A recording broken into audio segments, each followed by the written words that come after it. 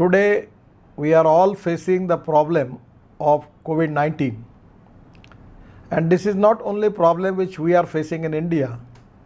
The world is facing this problem.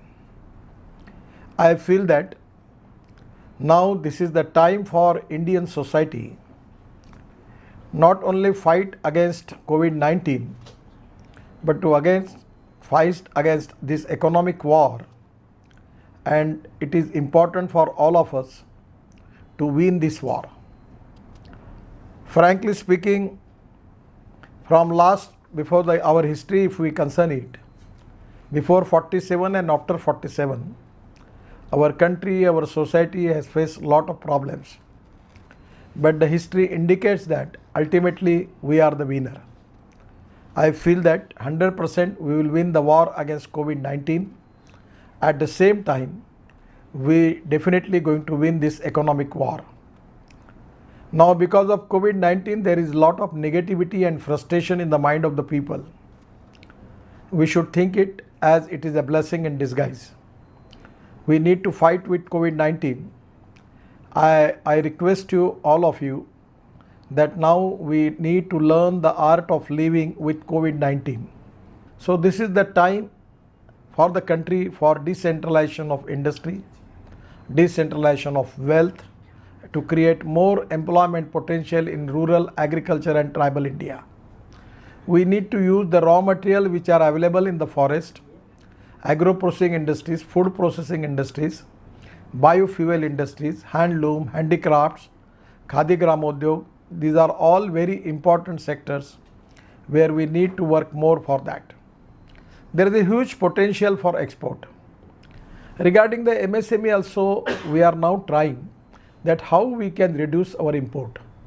For that reason, it is a opportunity for MSME for upgradation of technology, and that is very important. Already India, there is a huge possibility because of research and because of new innovations. Lot of technologies are available. I always talking with the people and convincing them that the knowledge is the power.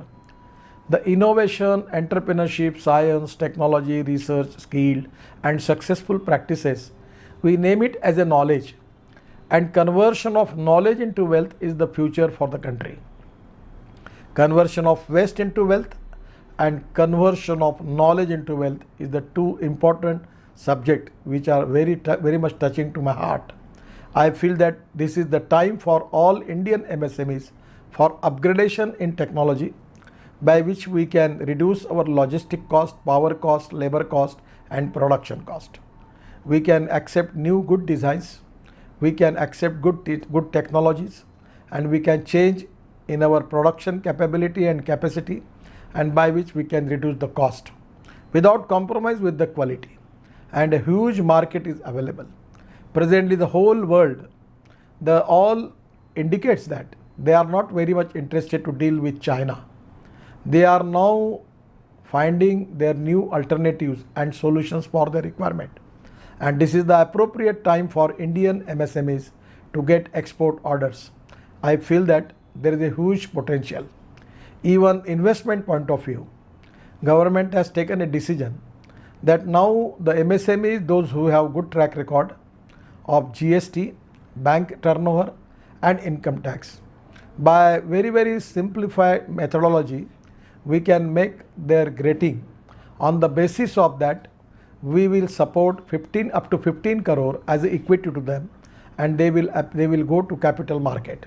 For liquidity purpose, we need more capital investment, more foreign investment, more FDI, and that FDI we can get it into the infrastructure, the road sector, railway, metros, then airports, power sector, at the same time MSMEs, at the same time in our financial institution like banks, NBFCs.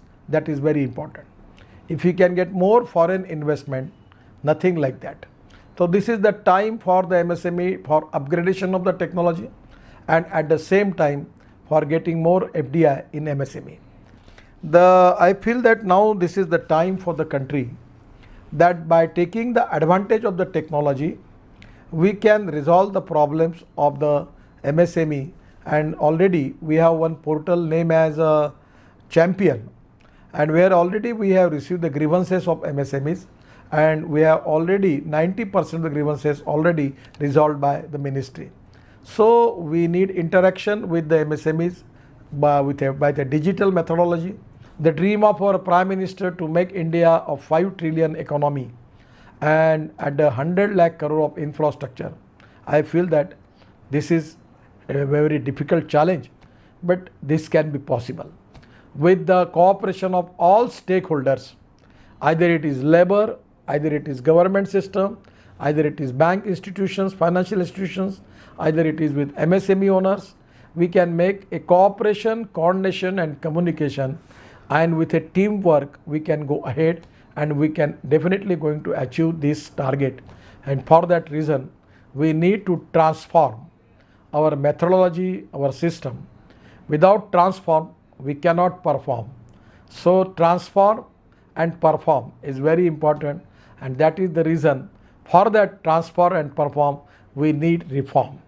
Reform in land, labor, system, logistic, liquidity, is financial institution, everywhere we need to a digitalized system where there can be easily access to that, and where we can take the decision on the basis of track record, and that can be a great thing for the country.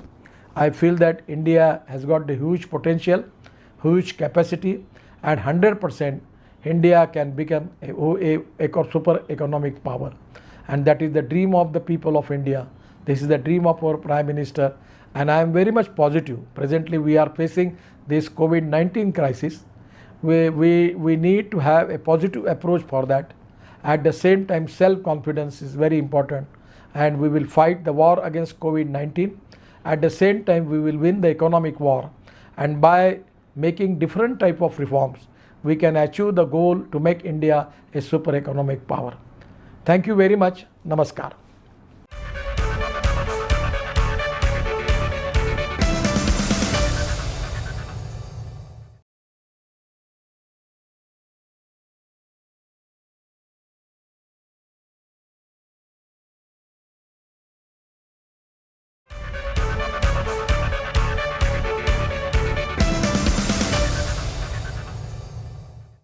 Hi, good afternoon. It's truly a pleasure to be attending the Challengers MSME event. Uh, Micro, small, and medium enterprises have played a big role and have been the backbone of Indian economy for a long time. And I do believe that if Indian economy has to achieve its true potential, the MSME segment will play a pivotal role in making that happen. The other key development which has happened over the last few years is the digitalization of our lives and the way we conduct business. If you look around the way we live our life now, whether you are learning or working or connecting, communicating, consuming entertainment or consuming data in any way, the entire digitalization has actually made a significant impact on that. As far as the businesses are concerned, the biggest impact in my mind that digitalization has made is in terms of democratizing the entire business environment. So, what I mean by democratizing the business environment is that in this new world, any business, small, medium, large, has equal potential or equal opportunity to reach its end customers or to get the resources that they need to do business. It's both in terms of getting to your customers and getting the right resources. One has a very democratic environment now, and digitalization has played a big role in that. The current pandemic has actually brought digitalization to the forefront. Who would have imagined that all our kids would be doing schooling from home just 2 years back? Or who could have imagined that you would be conducting business either sitting in your office or even sitting at your home and connecting with the entire world, not only within the country, but globally, you're connected and conducting business in a very seamless manner. Can you imagine a world where we don't have the current level of digitalization? It's unimaginable. The world would have stopped, right? So that's what the way things have transformed with this new environment. Some of the things which have really helped it, make it so prevalent is seamless communication, seamless connectivity, uh, data availability to businesses in a very seamless fashion. One can predict your demand, one can plan your supply chain, just looking at the data, sitting in your office and doing all the analytics sitting there. uh, in terms of productivity, the way we combine humans and machines now and get best of both the worlds is really helping not only efficiency but also cost productivity. And all this leads to making the enterprises highly competitive in a pretty competitive world that we have out there. Of course, there are challenges which come along with these developments. Data security is a big one, and I know, and we have various studies which tell us that this is top of the mind for business owners, business managers to make sure that their data remains secure in this world. The other big challenge is making sure that while the world is moving towards digitalization, you keep your people absolutely motivated and engaged in this world. So the optimal mix of people and machines is something which every business owner is worried about, or every business owner is aware of, and making the right efforts to get the best productivity of humans and machines in this environment. So a very, very interesting time for the overall economy. I would say even more interesting time for the MSME segment. And I would urge at this point of time for the MSME segment to adopt this digital world with open arms. Make sure that you make it part of your how you run your business, how you run your demand, how do you run your supply, how do you plan your products, how do you plan your engagement with your customers in a very, very seamless fashion. This is what this new world is offering you. At Dell, we've been partnering on an ongoing basis with the MSME segment. We do believe that this is a segment that will play a big role as the economy grows to the next level. We are also a company which provide end-to-end technology, which helps in transforming businesses, which helps in human progress. And we do believe that as these MSME segments adopt digitalization in a more quicker and faster manner, we would like to partner very closely with them to make it really effective for them, make it productive for them, and help them in their competitiveness as they conduct their business. So I wish you all a great event, and I wish all the MSMEs participating a great future for them. I wish them all the success. Have a great event and have fun at the same time. Thank you. Bye.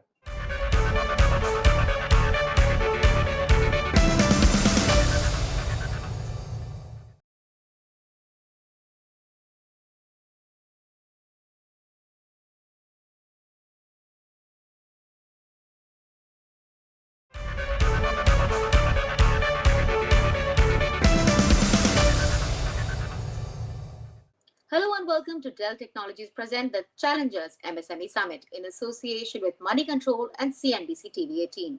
I'm Ruchira Sharma, and on the show today, we will focus on the vital role that digital transformation plays for the MSME sector, the key digital trends which can change the way the MSME sector works, and how to develop a roadmap towards recovery to ensure business continuity and agility. We can expect this dialogue to bring forth new insights and interesting revelations which will pave the way for the future of the sector. But before we dive into the discussion, I would like to introduce our esteemed guests.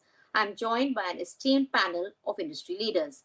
Sitaram Venkat, General Manager and India Leader, Education and Healthcare, Dell. Mr. Vinod Kumar, President, India SME Forum and Managing Partner and Country Manager, India and Middle East, SDRC International. Mr. Shrikant Srinivasan, Vice President and Head, Membership and Outreach, NASCOM. Thank you, gentlemen. Thank you so much for joining us today. And as you know, the topic for today is why digital transformation is critical for MSME survival. So before we begin, I'd just like to bring in some numbers to get a perspective here. According to the World Bank, SMEs contribute almost 90% of businesses and 50% of employment worldwide. And formal SMEs contribute around 40% to the national GDP of emerging economies. So clearly, MSMEs are an important catalyst for economic growth. But with the COVID 19 pandemic, their growth has been severely affected, and many of them are struggling. So, in what ways has the COVID 19 pandemic disrupted their workflows, and how are they coping up with it? So, Mr. Vinod, I'd like you to take that first. Sure. Thank you for having me, Rashida. Well, as we all know, the pandemic sort of hit us without any notice. And if you look at the small medium enterprises, especially in India, we've been through a very tough time on many fronts. The first is that we were not prepared for a sort of a situation where we'd have to only operate through video or chats or completely off line in terms of not going to our factories, not being able to talk to our employees directly. We've never anticipated that sort of a situation, and with the result, when last year, I mean, year before the pandemic hit us, when we were actually talking about digitization to small medium enterprises, in spite of having an 87,000 member base, only 30 odd thousand turned up for that entire initiative. We sort of wanted to embrace digitization. And just when the pandemic started, I can tell you for sure that almost everybody rushed and said, "What were you talking last year? Please tell us now." Because it was a situation where nobody had any solutions. Nobody knew how to handle their company, whether it's their supply chain, whether it's their employees, whether it's their processes for production offline, which is without being in the factory or without going to your office. But those ones that did were doing an amazing job. Those are the guys that actually went forward maybe a couple of steps and disrupted, created new products in that certain period. And I still feel that any of us that are not actually using digitization, whether it is for processes, systems, our entire supply chain, everything, it is going to be a danger for all of us, for those Yeah, that you are can just that become aren't obsolete online. if you're not digitized. True. Absolutely. Absolutely great. So I'd like to bring in Shrikant here. Shrikant, what is your take? What are the primary challenges that the MSME sector faced during the pandemic, and how did they cope up with it? Okay, so first of all, Ruchira, thank you for having me on the show. Uh, so MSME sector, I think, did have a little struggle, especially last year when this whole pandemic hit us, and obviously it came in without any advance, right? I mean, it just hit us hard suddenly, and when that happened, and when I'm talking more from a tech SME perspective, where most of our members, nearly 80% of the NASCOM members are also are SMEs in that sense. While the industry per se was used to some amount of it was used to remote working and so on and so forth, the tech SMEs were not really not. And what happened was many of them were not ready in terms of the infrastructure, in terms of having the hardware, in terms of the employees being able to work from home, the necessary bandwidth, especially in a tech segment, the amount of bandwidth that you require at home is fairly high, and many of them actually started relocating to their hometowns, smaller towns. Obviously, the bandwidth was a serious challenge there. So these were the things that hit them hard. But I must say that despite all that, many of them actually caught up. Many of them actually managed to kind of bounce back very quickly. It was, yes, a lot of confusion for about a few weeks, maybe about a month, but within that, many of them caught up. And post that, we actually heard many of them saying that our productivity levels are fairly high, or fairly good. At least it has not dipped. To that sense, yes, they have been very resilient. Absolutely. But clearly, there is a lack of awareness, and there is also a skepticism when it comes to the benefits of digital adoption. So, Correct. how do you think we can mitigate that? How can we overcome the need for greater awareness and create more scope for digital literacy and digital upskilling? You want me to take it? Yes. Okay, sure. Thank you. So I think digital adoption has been on for some time now, but slightly less in the SME space. Initially, it was there. You have actually seen it slowly growing over the last maybe a year or two. But the pandemic has done is actually made it accelerated the whole pace of digital adoption. But from a tech SME point of view, many of them have been adopting technologies in the technologies in various areas. But if you look at it the way it is currently, many of the, like the other earlier speaker said, right, the way we've learned to work from home, the way we manage to not go to the four walls of the house, but still manage to connect with customers, suppliers, employees, and ensure that the morale is high, the trust Stay factor is connected high. wherever. Yes. Remote Everything is working. there. So I think it has happened, but this is an ongoing journey in my view. There's no beginning or end point to this. I think you'll have to be continuously at it and ensure that you keep sharpening the saw all the time to ensure that the adoption is higher and higher. And of course, as the tech SME, we are also talking to a lot of other SMEs or MSMEs, as we call them, who are in the conventional businesses, who also need to adopt a lot of technology. And there's a lot of work going on in that space also by us as NASCOM, so that they also adopt a lot of these digital technologies. The digitization wave is, there in them, so they also come up the value chain quickly. Okay. So we know that according to a Cisco report, a shift of 50% of MSMEs to the digital challenger stage, where all core processes are automated, can lead up to an increase of 2.6 to 3.1 trillion US dollars to the Asia Pacific GDP by 2024. So those are some amazing numbers there. So what are we missing here? Where are we lacking? Why aren't we going on the road as fast as we should? Very pertinent question. This is a question we've been trying to ask ourselves and our members from the last 3.5 years. Well, if you look at where we are today in terms of technology adoption, what you'll understand is we have certain number of SMEs which are highly progressive, extremely disruptive in terms of what they are doing in the markets. And you also have a new breed or new set of people, youth, that are actually disrupting markets, SMEs in every form and fashion, in terms of manufacturing, in terms of services, in terms of even retail, and so on and so forth. And what you find is the ones that are coming in now are starting with tech as the building block, with being digital as the building block.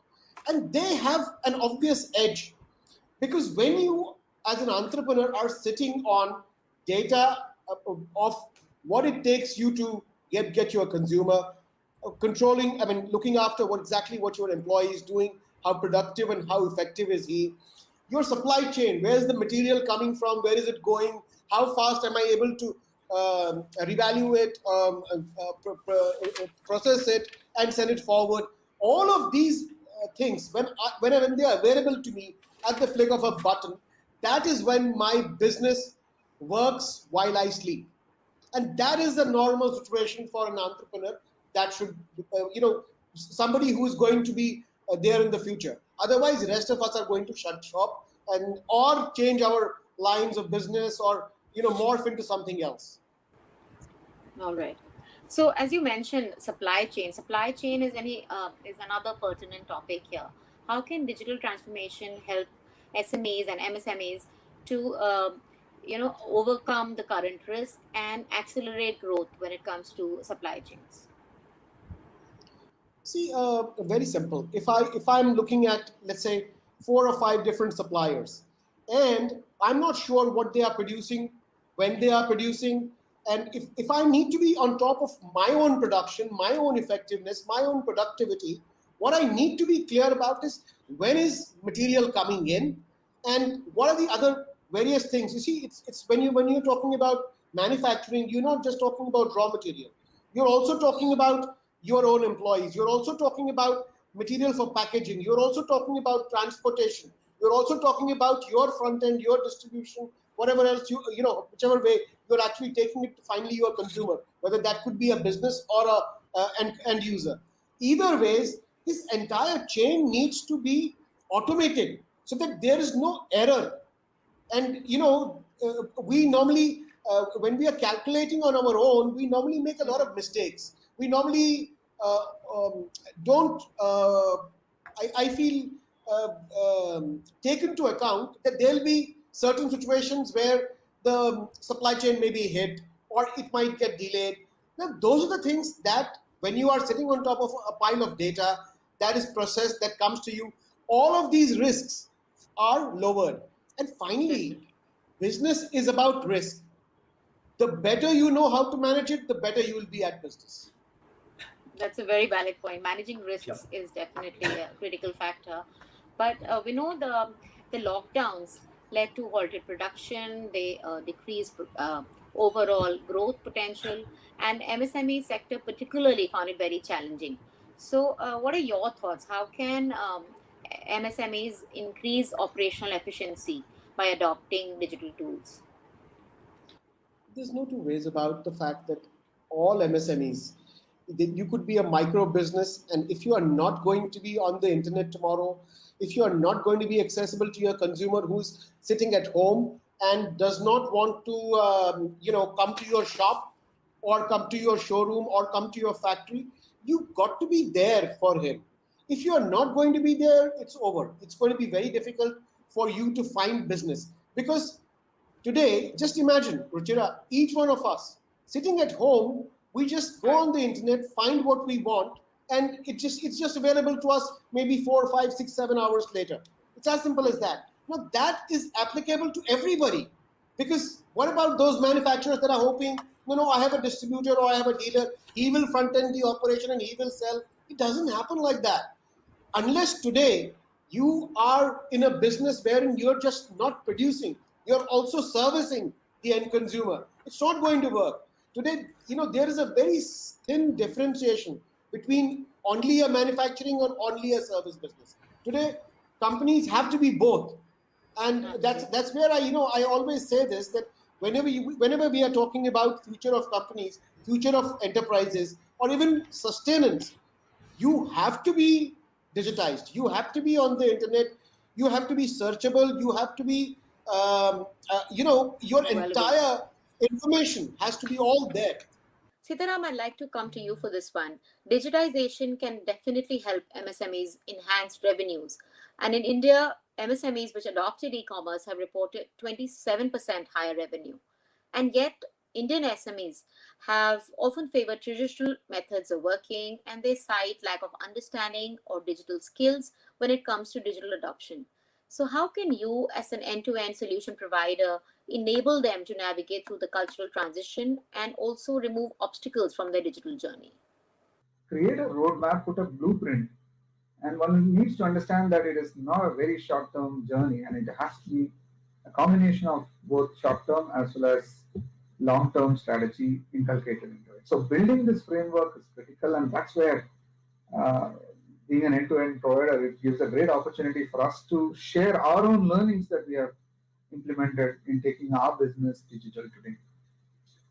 So our experts can come in and help our customers probably navigate through the steps that I talked about easier by listening to our experiences, which we have done it on our own, number one. Number two, we've gone about doing this for many other customers and have picked up a lot of learnings and insights from these learnings. The moment we got to translate them to a customer, that becomes a great point to start fast. I think in any initiative, it is important to see how you can start fast and with a knowledgeable or an intelligent, engagement partner coming in. You straight away bring in use cases. You straight away bring in those references so that you can get started fast in this journey. So it gives a fast start.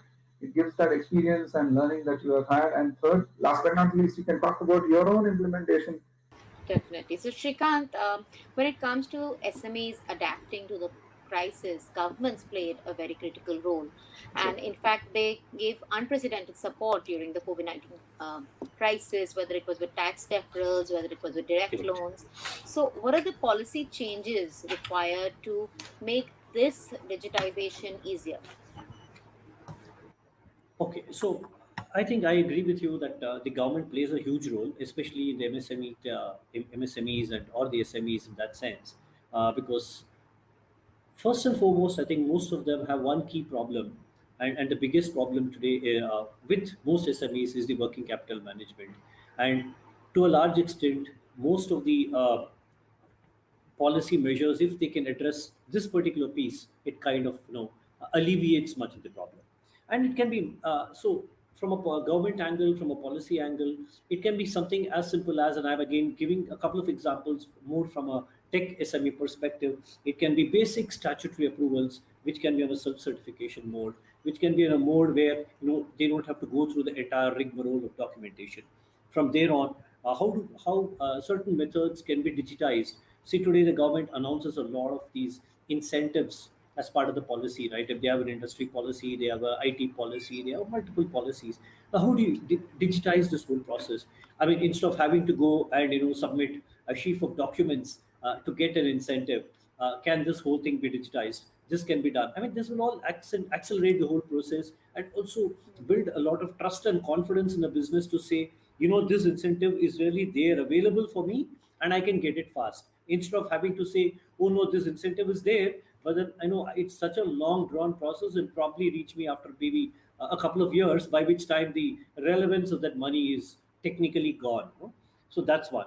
So the one important piece that comes to my mind is a lot of incentivization that the government can do, especially on R&D investment, because R&D investment is very key to a growing economy in a digital economy like this. Because if the digital economy has to grow, digitization has to grow, if you want more new products We and have to services to invest in come, R&D. you have to invest in R&D. If you want the next big tech company to come from India, you should incentivize people in putting money on the table for things like R&D.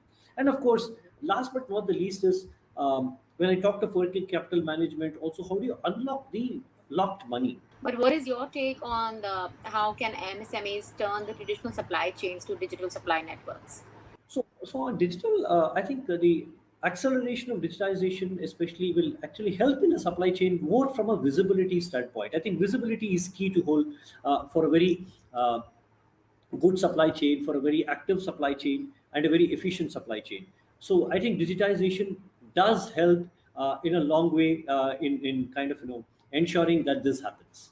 Vinod, coming to you, when it comes to the current scenario, as we were discussing, 98% of workforce is working from home, and cybersecurity has come to the forefront in this scenario. So, when it comes to small businesses functioning remotely, they are facing even bigger challenges than the larger Yes. businesses. So, what are the specific practices that you think they need to adopt to ensure a smoother journey? Well, we've been working with various companies to try and offer a step-based mechanism for companies to imbibe security at whichever level, especially in this current situation where everybody is working from their homes or off sites, and your entire data is susceptible to getting either encroached on or copied or Compromise in some way, yes. not only compromised. In fact, we've had situations, Ruchira, where we've had companies where the guys which have entered their laptops in the company, and they have then blackmailed them for money. And there are people who have paid also because there was no other option. And we've also taken this up with CERT. We've also taken this up with the DSCI at the NASCOM. So there are very serious That's a situations that have huge happened. threat to the entire system. Absolutely. And what we feel is for every entrepreneur to understand that, normally most of entrepreneurs feel ki ye mujhe nahi hoga. This will not happen to me. But the first thing when it happens to you, I have seen businesses go out of business completely. That's true. So And that is the nature let us of the not take internet, a yes. absolutely let us not take a back seat when we are looking at setting up. I would say whether it's firewalls, whether it's security systems within your entire network, within each one of your laptops. Ensure that you have the latest software. You're using the latest machines with the latest OS, because whenever you are opening up even a bit to compromise, I can tell you, you're compromising your entire business. And we've seen this over and over again. Last year we've had close to 400 complaints from the months of May, June, July, and August. I don't know what was the reason for that many more things happening, but that's how it is. That's the number of people who've either lost data or have had their data compromised, have their sites broken in. There's all sorts of things that have happened. Definitely. So we need to invest in a secure and risk-free cybersecurity system to ensure smooth operations. That's definitely true. But Shrikant, what's your take on this? What would you like to add? I think investment in security and cybersecurity in these times, I think, is paramount. Uh, Especially when people are working in remote environments, people are working from different places, accessing data in a remote fashion. I think investment in cybersecurity is no more a luxury but a necessity. It's very important today. In as much as digitization itself is no more a luxury, right? Today it's necessity, and if you don't digitize today, the business or the individual will become a dinosaur. Become obsolete, That's yes. absolutely, you become obsolete, right? So I think cybersecurity is as much the same. So investment is extremely important, the right kind of investment and the right time. I mean, if you don't do it, then as he said, right? I mean, the business itself may kind of disappear at some stage. So I think people should not look at it as it's an additional burden. People should put in the money in as much as they've invested on the technology, in as much as they've invested on skilling their people or buying whatever softwares and hardware. They should also equally invest in the cyber security related softwares, etc., to ensure that the business is absolutely safe. That's very, very important. Okay, but I think the hesitation, whether it is in digital practices or whether it is in cybersecurity, stems from again the liquidity, the lack of funds. The lack of liquidity of funds, especially for the smaller businesses. So, what is the solution that we can offer? See, I think this is a cyclical thing, right? I mean, it's which comes first. Either you invest to get more business, or you say that I will get the business and then I will invest. So it's a question of which you want to do first. But my view is that if you have a long-term view to the whole business, if you have a long-term view to what you can deliver, I think businesses should plan and invest in a systematic fashion. And today, it's also equally easy for people to start investing in a very scalable model.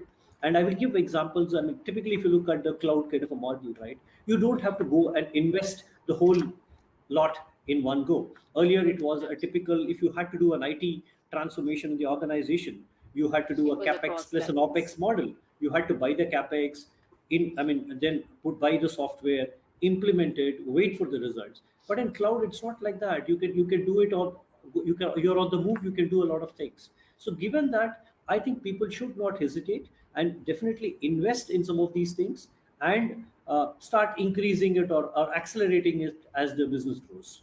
That's the way it should be. In fact, Ruchira, I'd like to come in here. It is not about investment.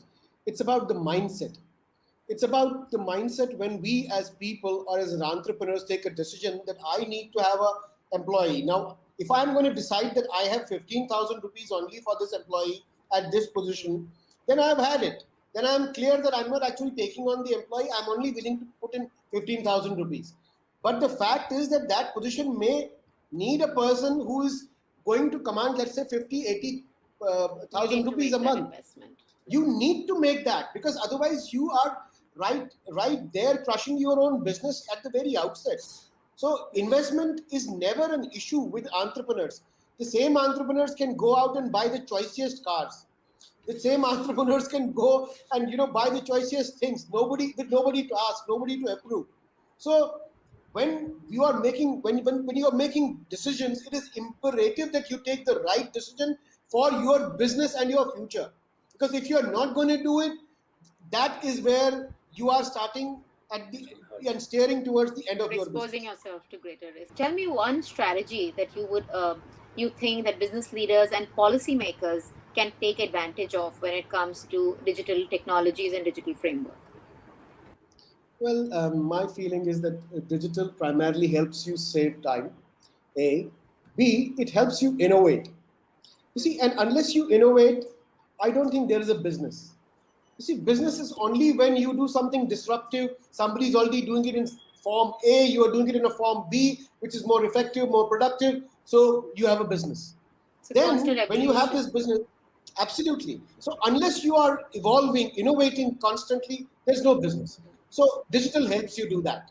It also helps you assimilate, all different elements all in one place, with the fact that you are then able to have a highly productive machinery. When I say machinery, it's your entire organization as a machine. So that uh, thereafter, it is also imperative that we at some point in time look at where are we when it comes to the digital space, when it comes to the future consumer. The future consumer is in the digital space only. The future is Right. consumer is not in malls. The future consumer is not in shops, in retail shops. We all of us know it. So if you are not utilizing digital for that, again you have a problem.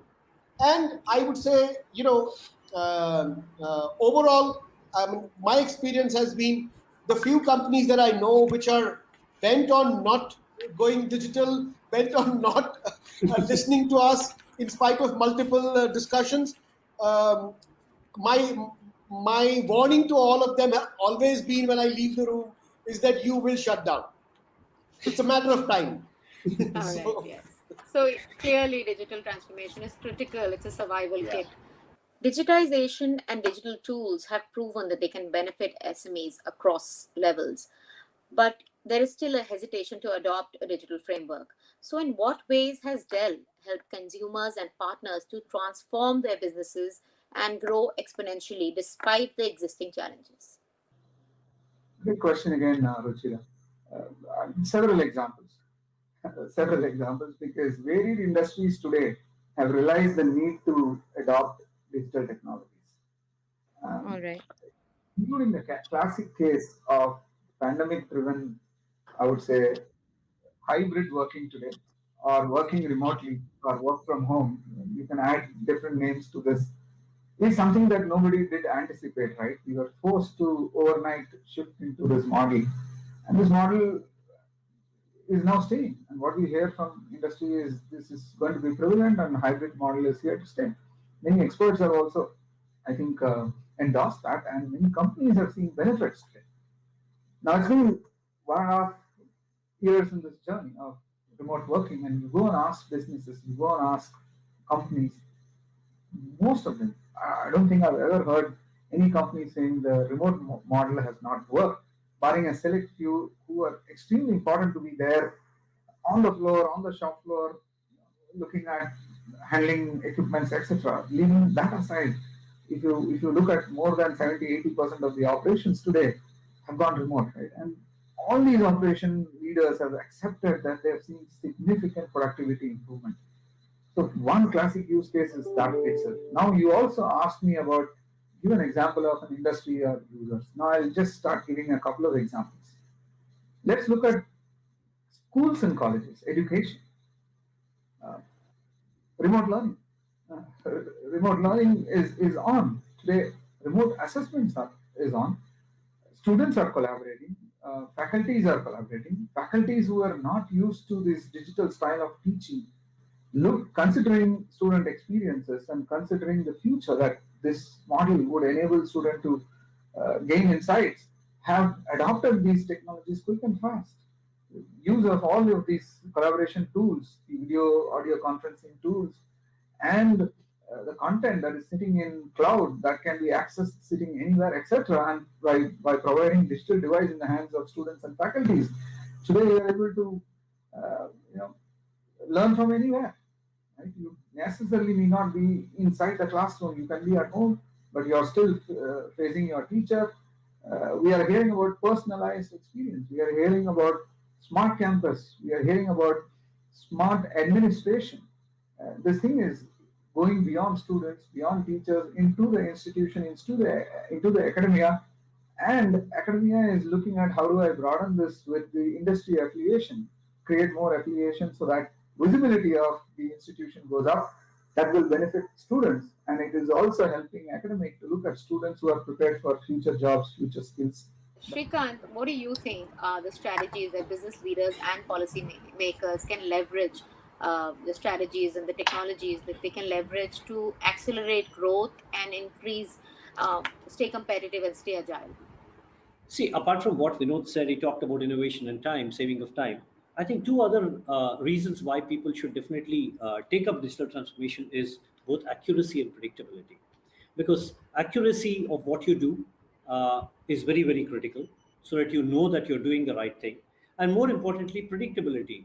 You don't want to get on a journey and realize midway through or later than that you're on a wrong journey. So I think it's very important, and digitization helps you because it helps you to kind of keep a track of what you're doing on a regular basis, and helps you to also take corrective action at various points of time, not just at one point of time or at the end of the journey, but at multiple points of time through the journey. So I think to that extent, I think digitization adoption becomes very critical. To the point that we talked about customer being going digital, etc. I think today it's a hyper personalized world. Every customer expects everything to be personalized for that particular person, him, her, etc. Right? And today, I think customers also moving from a situation of customer satisfaction. Now, today, organizations have stopped talking of customer satisfaction. They've even stop talking of customer experience. Everybody is talking of customer delight. And if you have to do reach customer delight, and if you have to be hyper personalized, if somebody needs to know what Shrika needs at this point of time, I think the only way you can do is go the digitized way, because you need to predict what I have done in the past, what is my taste, what do I do at this point of time, etc., etc. And with all that data, you will be able to give me a hyper personalized solution, and hence digitization is definitely the only solution. And last but not the least, and I want to quote this, I think about a few years back there was a study, and it was about Bain and Company had done a study, and they said that any organization, if they want to be, if they use their data efficiently, if they do use their analytics efficiently, the probability of that organization being at the top quintile of their business is twice higher than somebody who did not. And I think if they said this 5 6 years ago, it is relevant, even more relevant today, and will continue to be so in the coming future. Well, with most of us working from home, in fact, 98% of workforce working remotely, cybersecurity has become very critical.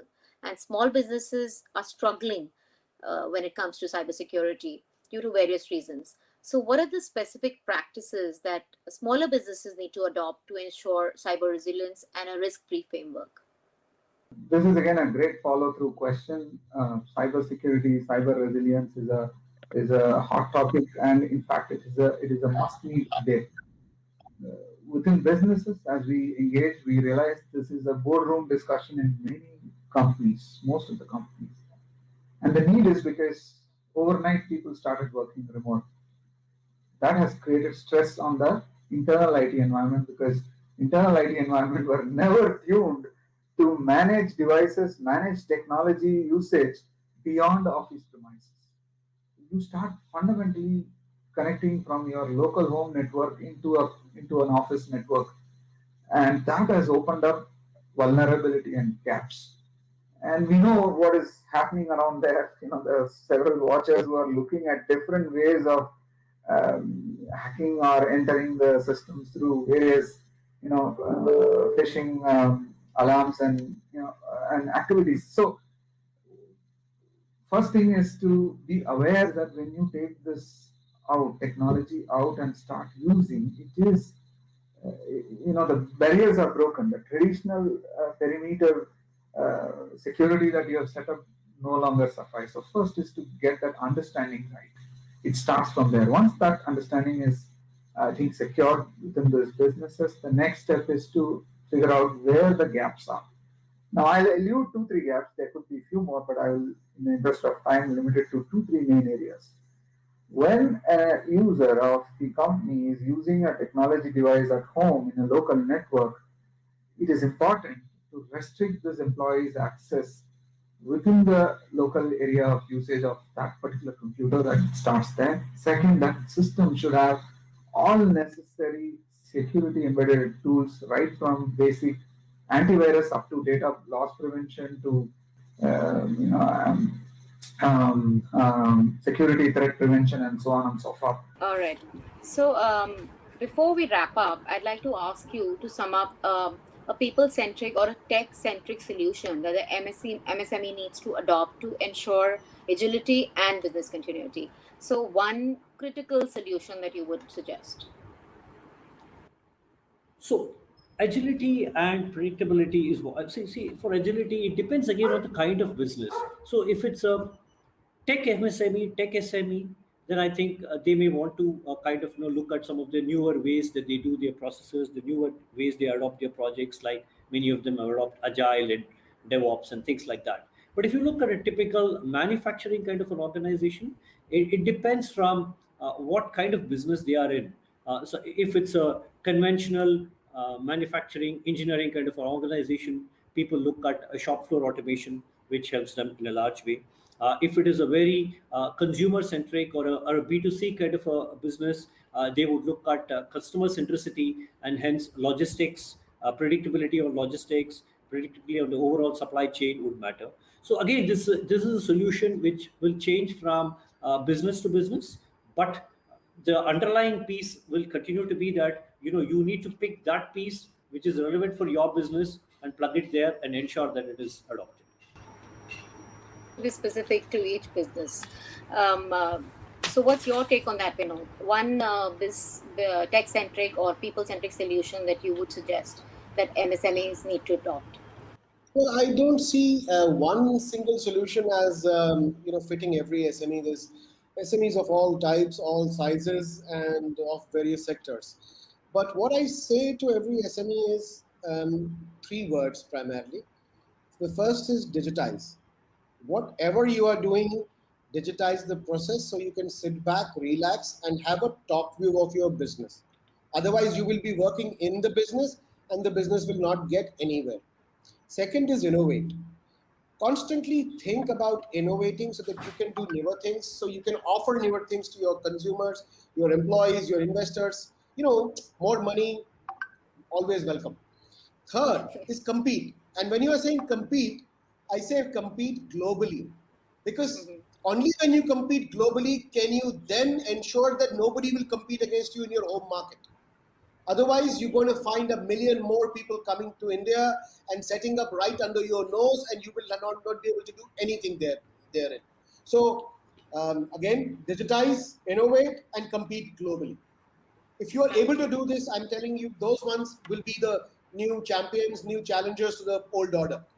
So we know that more and more small and medium enterprises understand that digitization is an essential survival kit and adapt to a place where they have greater agility, better resilience. What do you think the road ahead looks like for the Indian MSME sector? Well, it's extremely progressive situation that we are in, especially with the government having, started the Atmanirbhar Bharat Abhiyan with a lot of funds available and all that.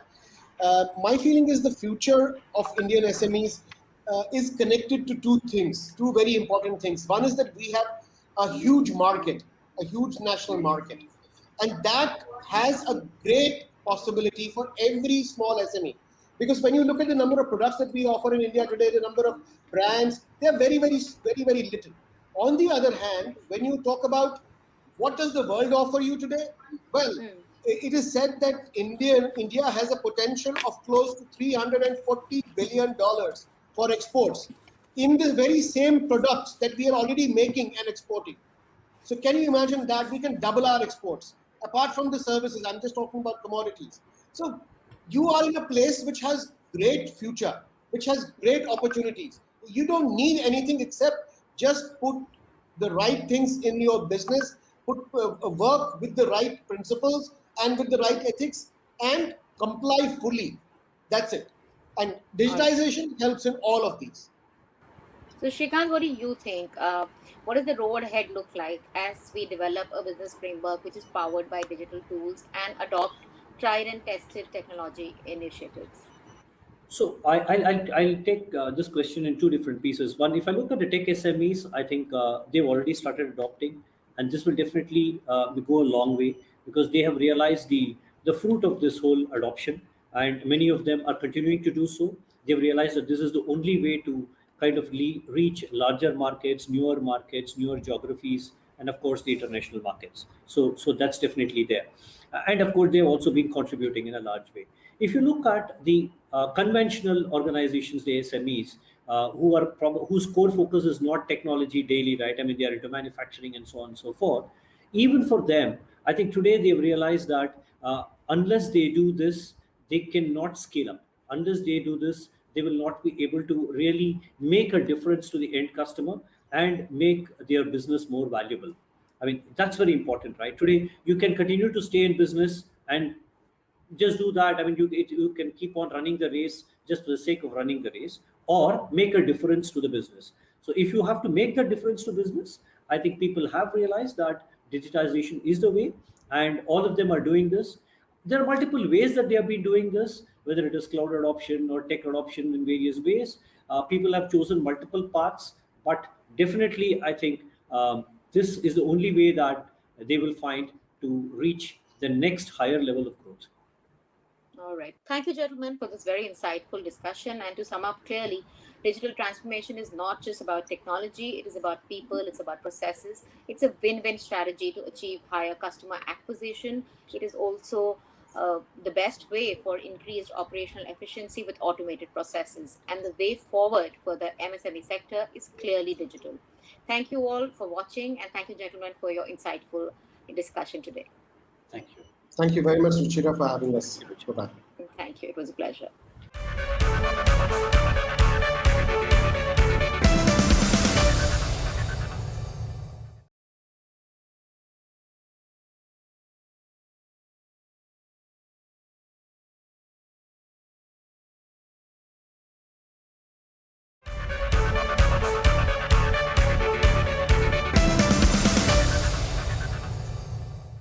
Technology and digital are no longer catchphrases for MSMEs. Forced by the hand of pandemic, they've had no choice but to work remotely to interact with their customers as well as market their business digitally. And many of them have gone digital for the very first time. Today, we have a very interesting conversation on how technology can meet the evolving needs of MSMEs to not only survive but thrive in this post-pandemic changing world. Today, there is a special focus on marketing. Welcome to Dell Technologies present the Challengers MSME Summit, inviting my guest and expert Ritu Gupta, Director Marketing at Dell India. Ritu, hi. We've heard some interesting insights from our previous experts on the role of technology. I wanted to get in your thoughts on what is happening on the ground. To what extent are small and medium business enterprises adopting a digital-first approach now? To answer your question, how are they adapting to digital? I think broadly, if you see around us, it's very clear that some key trends are emerging, which is that more and more businesses are moving online, and that is to make sure that they are being able to unlock new markets, they're being able to reach out to newer set of customers, they're being able to drive better engagement, serve their customers better. And as per one study and report that was published, digitally engaged SMBs are known to grow twice in comparison to their offline counterparts. So it's very evident that a lot more businesses have gone online and will continue to go online. The other space that we see is that with all of that, digitization happening, automation is going to be super crucial. Resources are limited, and SMB owners know that, very well at their end. And the smartest way to get certain tasks done is probably through automation. And what will that do is it's going to help them improve their experience, the customer experience that they're delivering, and that's their number one priority. Is going to help them deliver a better customer experience. For example, what we see as a very prevalent trend within this space is the use of chatbots, because for a lot of businesses, they are actually leveraging chatbots for attending to customer queries instantly, and that allows them to cater to their customers in a faster and a more efficient manner. So automation is becoming very crucial, and that's how a lot of businesses are also adopting to these digital trends. The third one that we're talking about is businesses are adjusting to, talking about where their customers are. What I mean by that is, if you look at the country demographics, a lot of our population is the young millennials, and we know that that is where the highest disposable income would be. And a lot of businesses are now addressing and talking to that audience. And guess where is that audience found? Where are they available to be engaged? Where can conversations happen with them? Where can businesses build a relationship with them? And that is all in the space of social media or mobile marketing. So that's another trend that we see. If you just look at any social media platform, a lot of businesses are using that platform now to reach out to their key audiences. We'll come to social media in just a bit. I have a few questions, but before that, on this, the millennial customers, how do you go about building customer loyalty, ensuring retention? What are the digital solutions, one should adopt to do that? Again, this is a place where technology comes in, because they will have to leverage new technology to enhance this buyer experience and to continue maintaining that relationship post the purchase, and that post purchase experience that we talk about.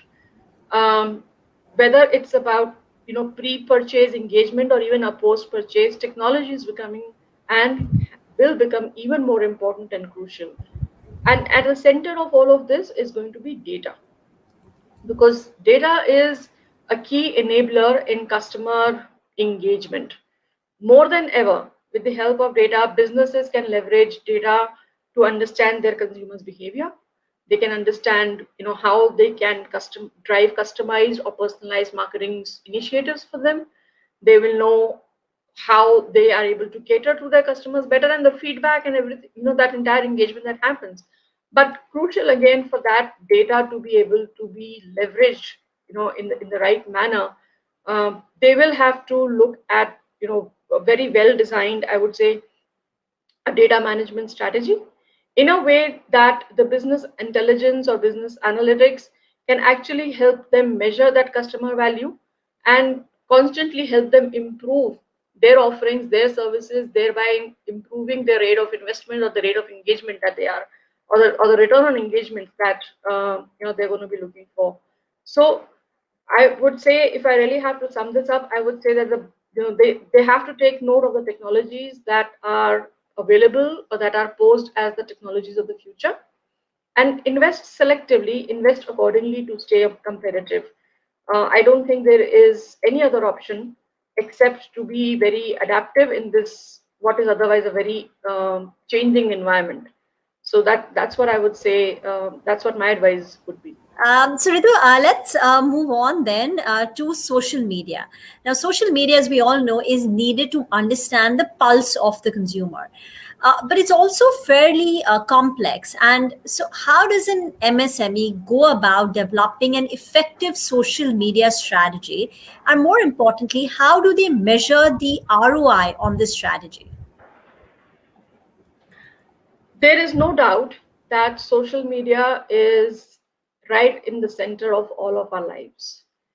For any business, and SMEs particularly, I think that as they start building through their social media marketing strategy, a couple of things that they need to keep in mind, and I'm going to start with some very basics in this space, is, and because that's very important and links back to the question that you asked as to how do they measure the ROI on that one. So I think first and foremost, what's very important for businesses to know before they start working through a very evolved and a very in-depth social strategy is, what is their short and long-term business goal, and how do they expect social media to help them meet those goals.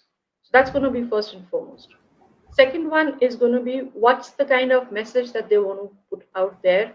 We all know that anything which is authentic, anything which is more value driven, anything which adds value back to the customer, that's a place where uh, customers will engage more naturally and more in depth. So what's the kind of messaging that the businesses would want to drive in that space, and that will determine how they can engage with their audience. Whether it's about just an engagement per se, or it's about creating that relevant content which is adding value back to their audience. What's that quality of engagement that they would expect to drive, and then what channels are they using, right? and when I say what channels, what I mean is even within social media, um, probably the largest base of social media users that we have in India are found on Facebook today. But who is your audience? Is your audience on Facebook, or is your audience on any other social media platform? So to know where your audience is important, because that's going to determine what channel you would want to prioritize and focus on. And then depending upon that particular channel, how and the content that you have, is there a way for you to customize that content basis that channel? Because there are different interfaces, and hence that content can be customized depending upon the platform that you're choosing, because that interface is different. Hmm. Very interesting insights, Ritu. Thanks so much for throwing color on that. The other thing I wanted to talk about is direct to consumer marketing. Of late, we've been hearing a lot about it. First, if you could briefly tell us what exactly is D2C, why does it make sense for an MSME? Is it feasible? And just end it by telling us what are the challenges they face in implementing this. I think what's going to be critical is again to define from the start in terms of right from the business planning, because then you're changing your business model if it's an either or choice, right? You're changing, you're fundamentally choosing to operate in one particular business model, or you're changing your business model from what was probably traditional offline to now D2C. So the first and foremost thing that they need to consider is in terms of business planning, identifying their priorities or identifying their source of growth. Where will that growth come from? The growth that they are wanting to drive, what's going to be the source of that? Who is the audience that they are reaching out to? What are the media vehicles that will help them reach out to that audience for a D2C business? And it could be different for a traditional channel. How will their entire marketing and communication strategy adapt itself or evolve, having identified what their business model is, what their source of growth is, who their audience is, what media they're using? Then it's their, the communication strategy that they would want to put. How will they make that whole strategy go live, right? In terms of messaging, are they looking at how comfortable are they looking at in terms of, from a marketing standpoint, branded content, or in terms of influencers? Because you're reaching out and you have an opportunity to engage with the consumer directly, right? So what are the enablers in that process that can help you do that a lot more? And of course, in the end, how are you going to measure yourself? How are you going to model your results on?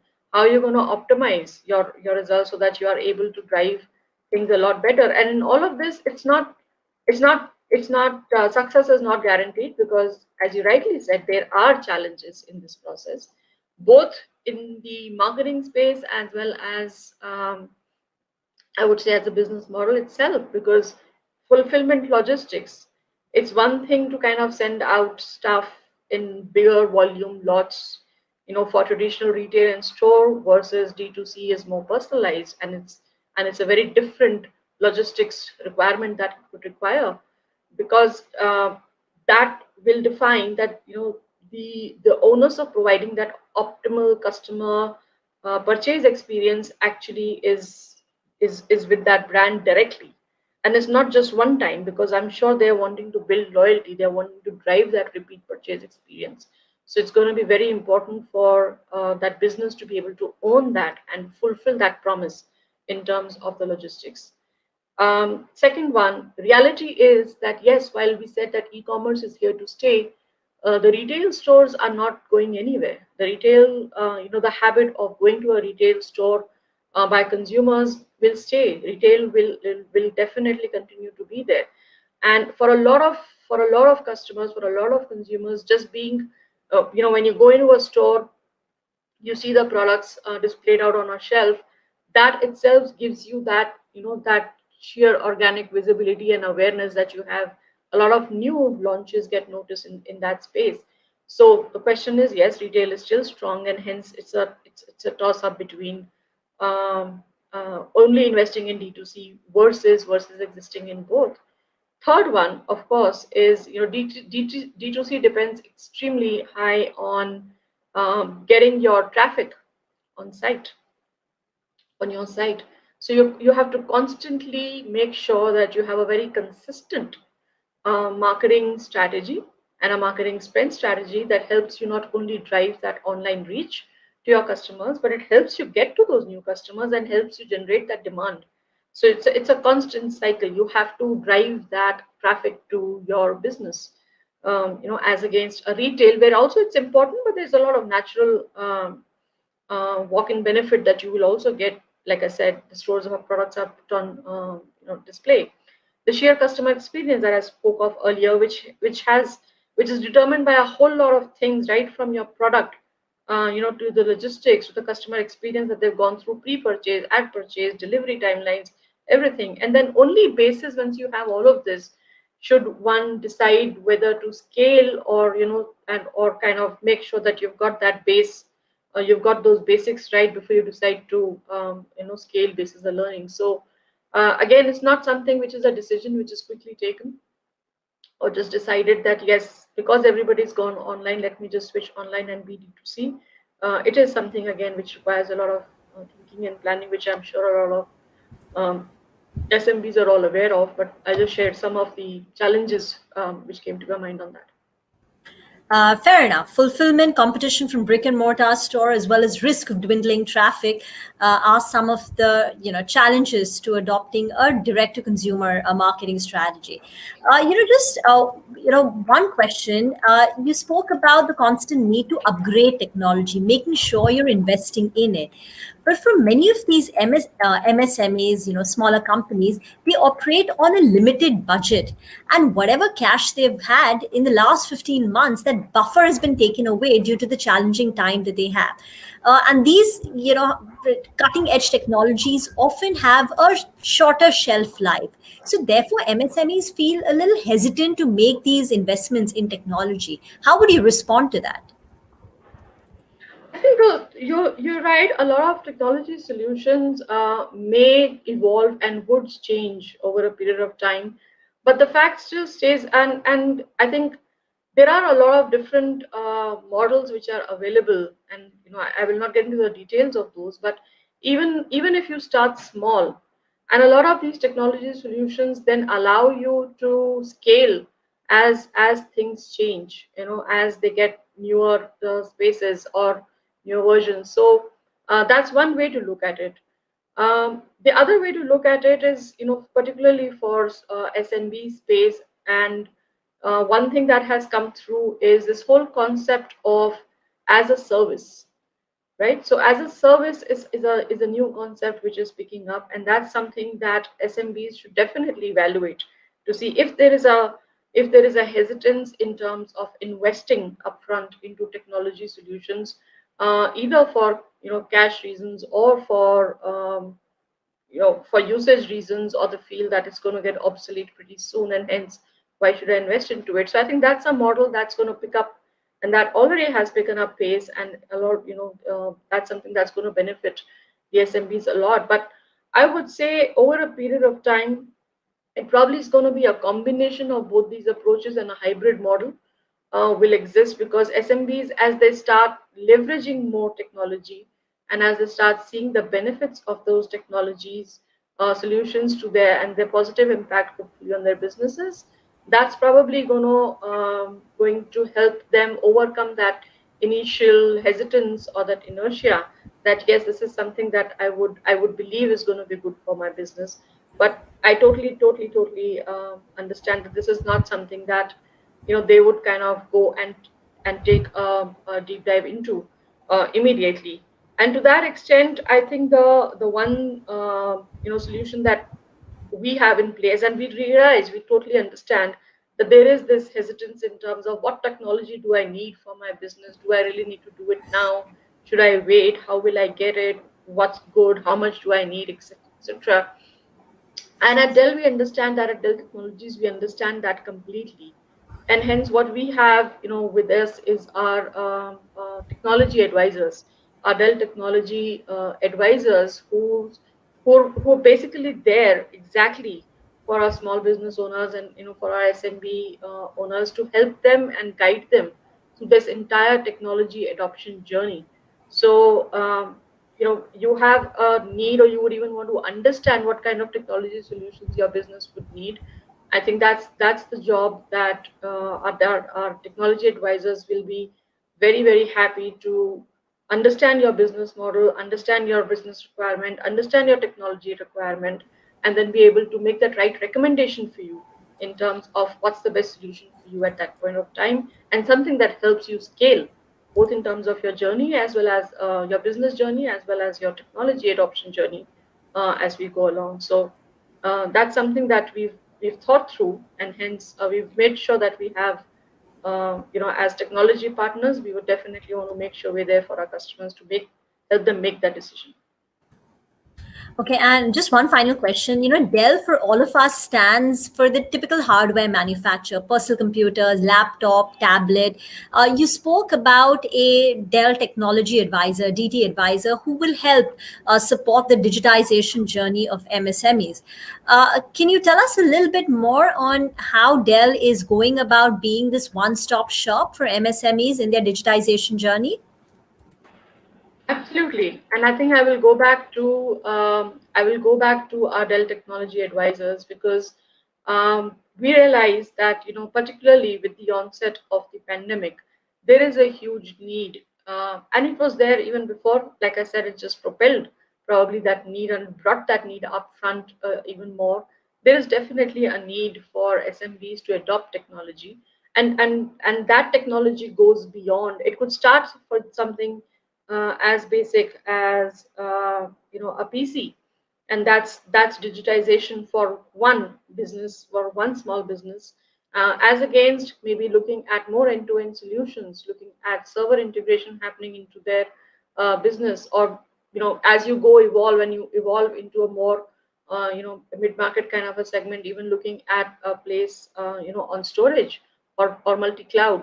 And I think that's a space where our advisors will be absolutely be able to help you, guide you through those conversations, guide you through those decisions, guide you through those technology trends, and demonstrate to you as to how and why that particular technology solution meets a specific business requirement of yours.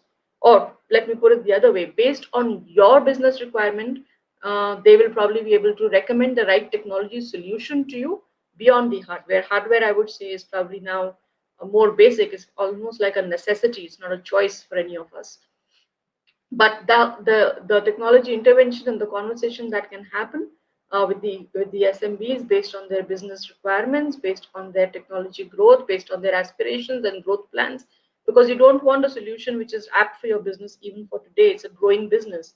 You want something that withstands, and supports your growth journey over the next few years. And that's the solution, and that's a conversation best done with the technology advisors, because they'll keep that in mind before making that right recommendation to you. Ritu, thank you very much for your thoughts as well as insights and giving us your time today. Thank you. Thank you, Rima. It was lovely talking to you, and thank you for covering this entire discussion with us. I think SMBs is the pulse of the nation. We as a country are very, very, proud of the SMBs that we have, and they will really drive a whole lot of impetus into the economy. And thank you for having that conversation. If your business has any intention of remaining competitive in today's changing online landscape, you must adopt to the rapidly evolving changes in digital marketing. Ritu, thank you very much for sharing some very interesting insights on the need for SMEs to go digital, and what is an effective social media strategy, the pros and cons of a direct-to-consumer marketing strategy. Thank you all for joining us at the Dell Technologies present the Challengers MSME Summit.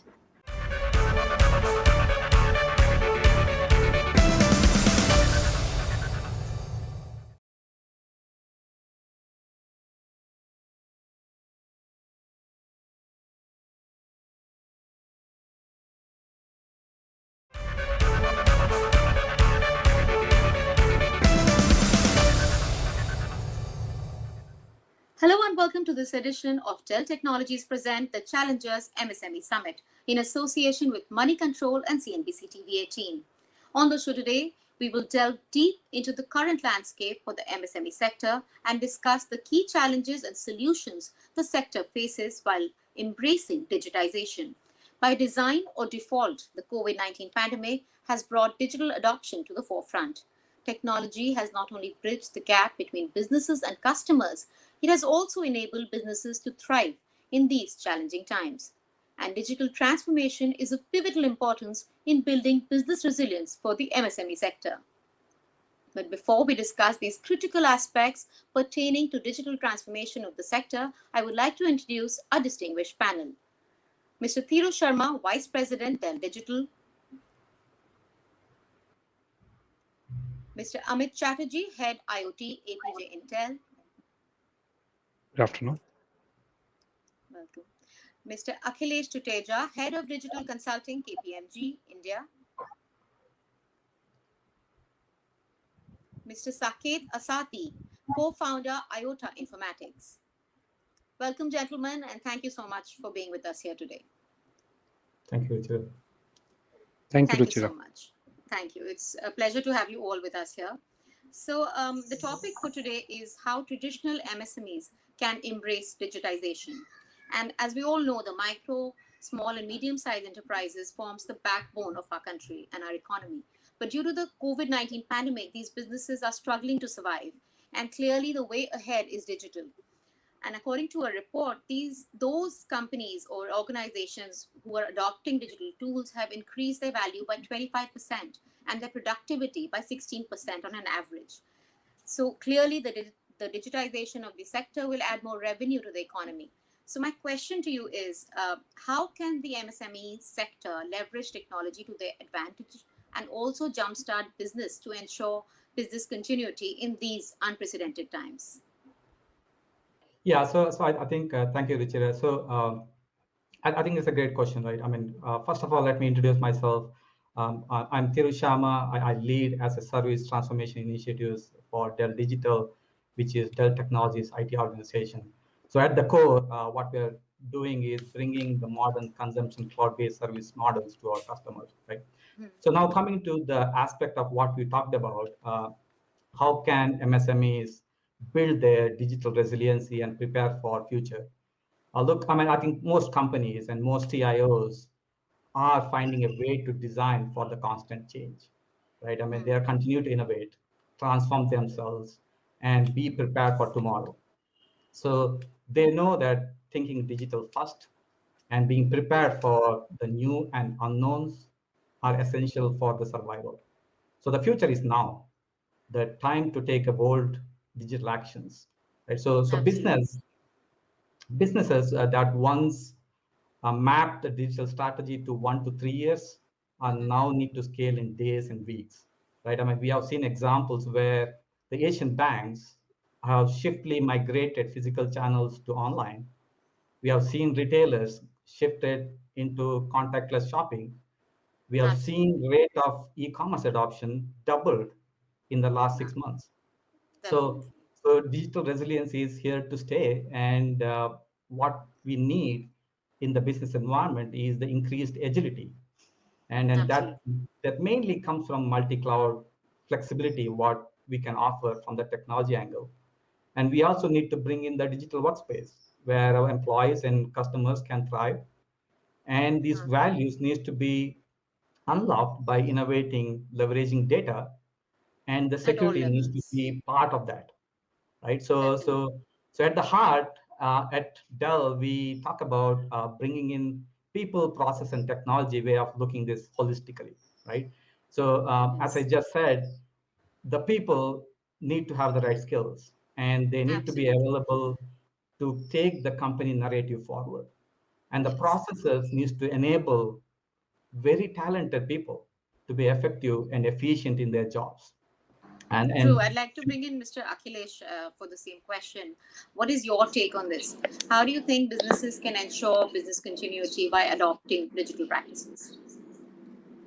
Thank you, Thiru and Ruchira, for that wonderful initial introduction. In my view, there are three major levelers in the business world. The first one is, of course, God. The second one is the regulator, and the third one is, in today's time, technology. So technology is playing a big role in being a leveler. And in my view, MSMEs are at a significant advantage compared to the large businesses when it comes to new technology. because as humans resist new change, technology also resists change. So if you have a lot of old technology and you want to bring in new technology, it can be very challenging. I believe that a number of MSMEs have the advantage that they are dealing with almost no technology and getting onto the new technology. So for them, it's a great advantage to start afresh on a new technology. The third point I would like to make is that today's technology allows you to really start out of the box. Say, for example, cloud technology. You don't have to have a huge infrastructure. You can start your business tomorrow morning. And it allows you not only the speed, the economies of scale, getting started cheaper, and also the business continuity and resilience, because you don't depend on where you do business. You could be anywhere and your customers could be anywhere. And a cloud kind of technology could take care of all the business continuity issues. That's true. And it's even more critical now with 98% of the workforce working from home in these times. All right. I'd like to bring in Mr. Amit at this point. What is your take on this? How do you think MSME sector can particularly jumpstart businesses and ensure continuity in spite of these challenges that they face?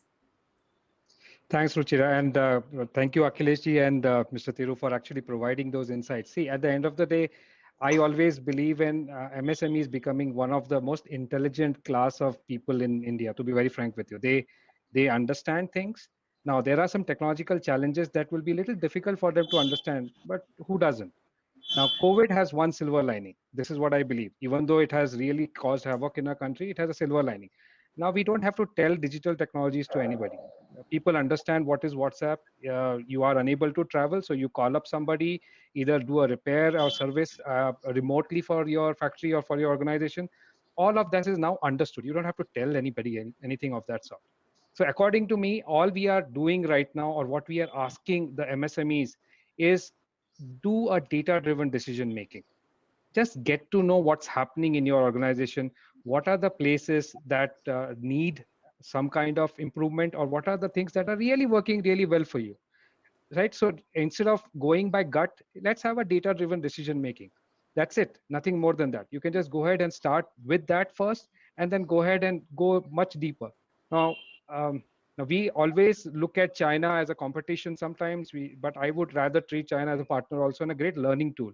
Now, if you look at China 2025 initiative, they have also gone through something similar, where they have added AI-based digitization and skill up as a program.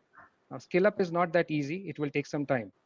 But today, the tools that are available, the what Thiru said, the economy, or the options that are available, the solutions that are available to build resiliency, to bring in the right amount of technology is there. All we need to do is just start working on it, and maybe just take one step forward. Baby steps. Don't have to go whole hog, but take baby steps, and we are there. Okay, Saket, what do you think? Small businesses are clearly key drivers of growth and catalysts of the country's economic growth.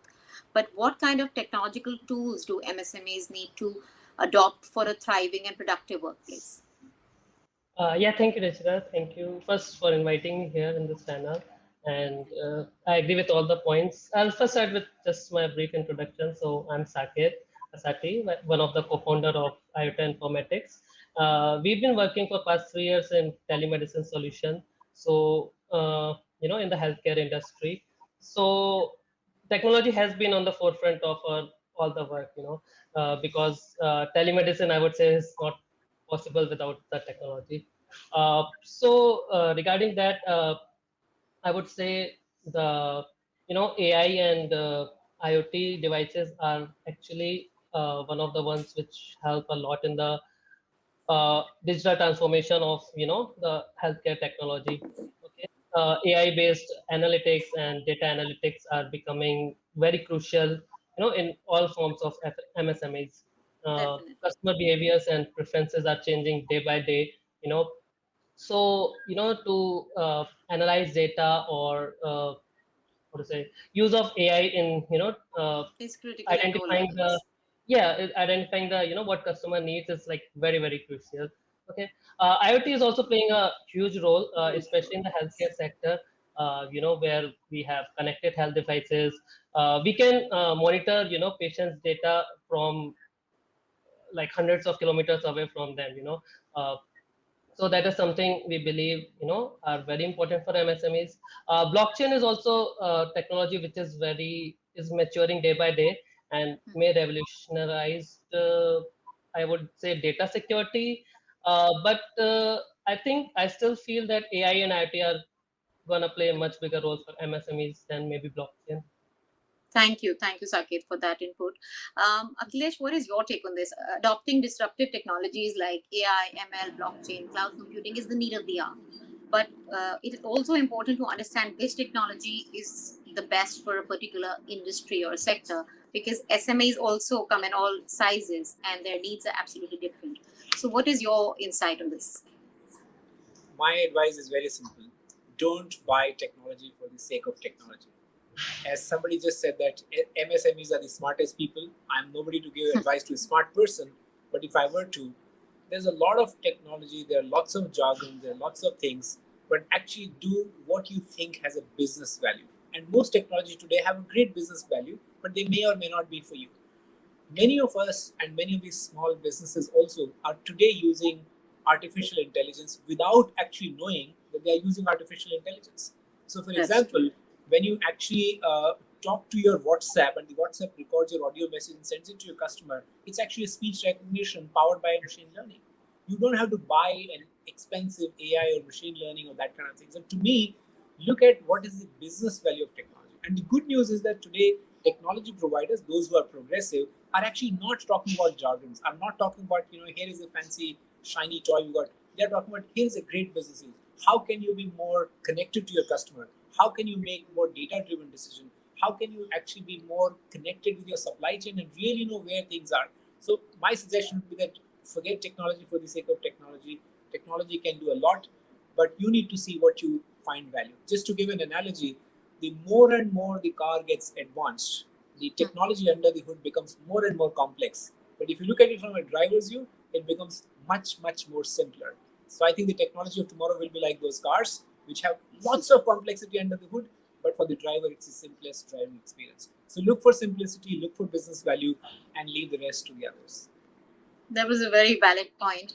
So, Amit, with that, I'd like to come to you. What do you think? Which is the most critical technology or which needs to be adopted immediately on priority? See, I actually agree with Mr. Akhilesh, because technology is an enabler. It's not a solution in any way, right? It's a means to an end. So for that particular matter, first is knowing what you require and understanding what is it that is available, right? So in terms of availability of the things that are available in the market, what Mr. Akhilesh said, small things, but you need to know. If you don't know, then maybe it will be difficult for you to just go ahead and think of adoption, right? So we, as part of, I don't know if you're aware, that we are running a small program called Tech Saksham, where we are making MSMEs aware of what are the kind of solutions that are available today that will make sense. Then we are obviously bringing it forth as a bundle and providing it with Dell, right? And IoT is not one person's job. It's a community. Right? So there are certain people who will come in, understand your challenges. There are certain people who will come in who would potentially recommend what exactly is the right thing to be implemented. And then finally, you go ahead. What you need to do, what Mr. Akhilesh just rightly said, go on your problem statement and what is it that you are losing because of that problem. If you are saying that I am losing because my quality is not great, how much are you losing? If you are saying that, okay, if my systems are not running, I have too much of downtime, tell us how much is the downtime. Is the gut feeling, or you don't have the data? So all you need to do Data-driven right now is to insights, just as go ahead and he do that. mentioned. Absolutely. So, Thiru, I'd like to come to you on this one. Since Dell offers end-to-end tech solutions to enable and accelerate digital transformation, and most organizations are now thinking first. They are reimagining how to differentiate in this fast-changing dynamic environment. So, according to you, how can MSMEs build their digital resiliency and prepare for what lies ahead?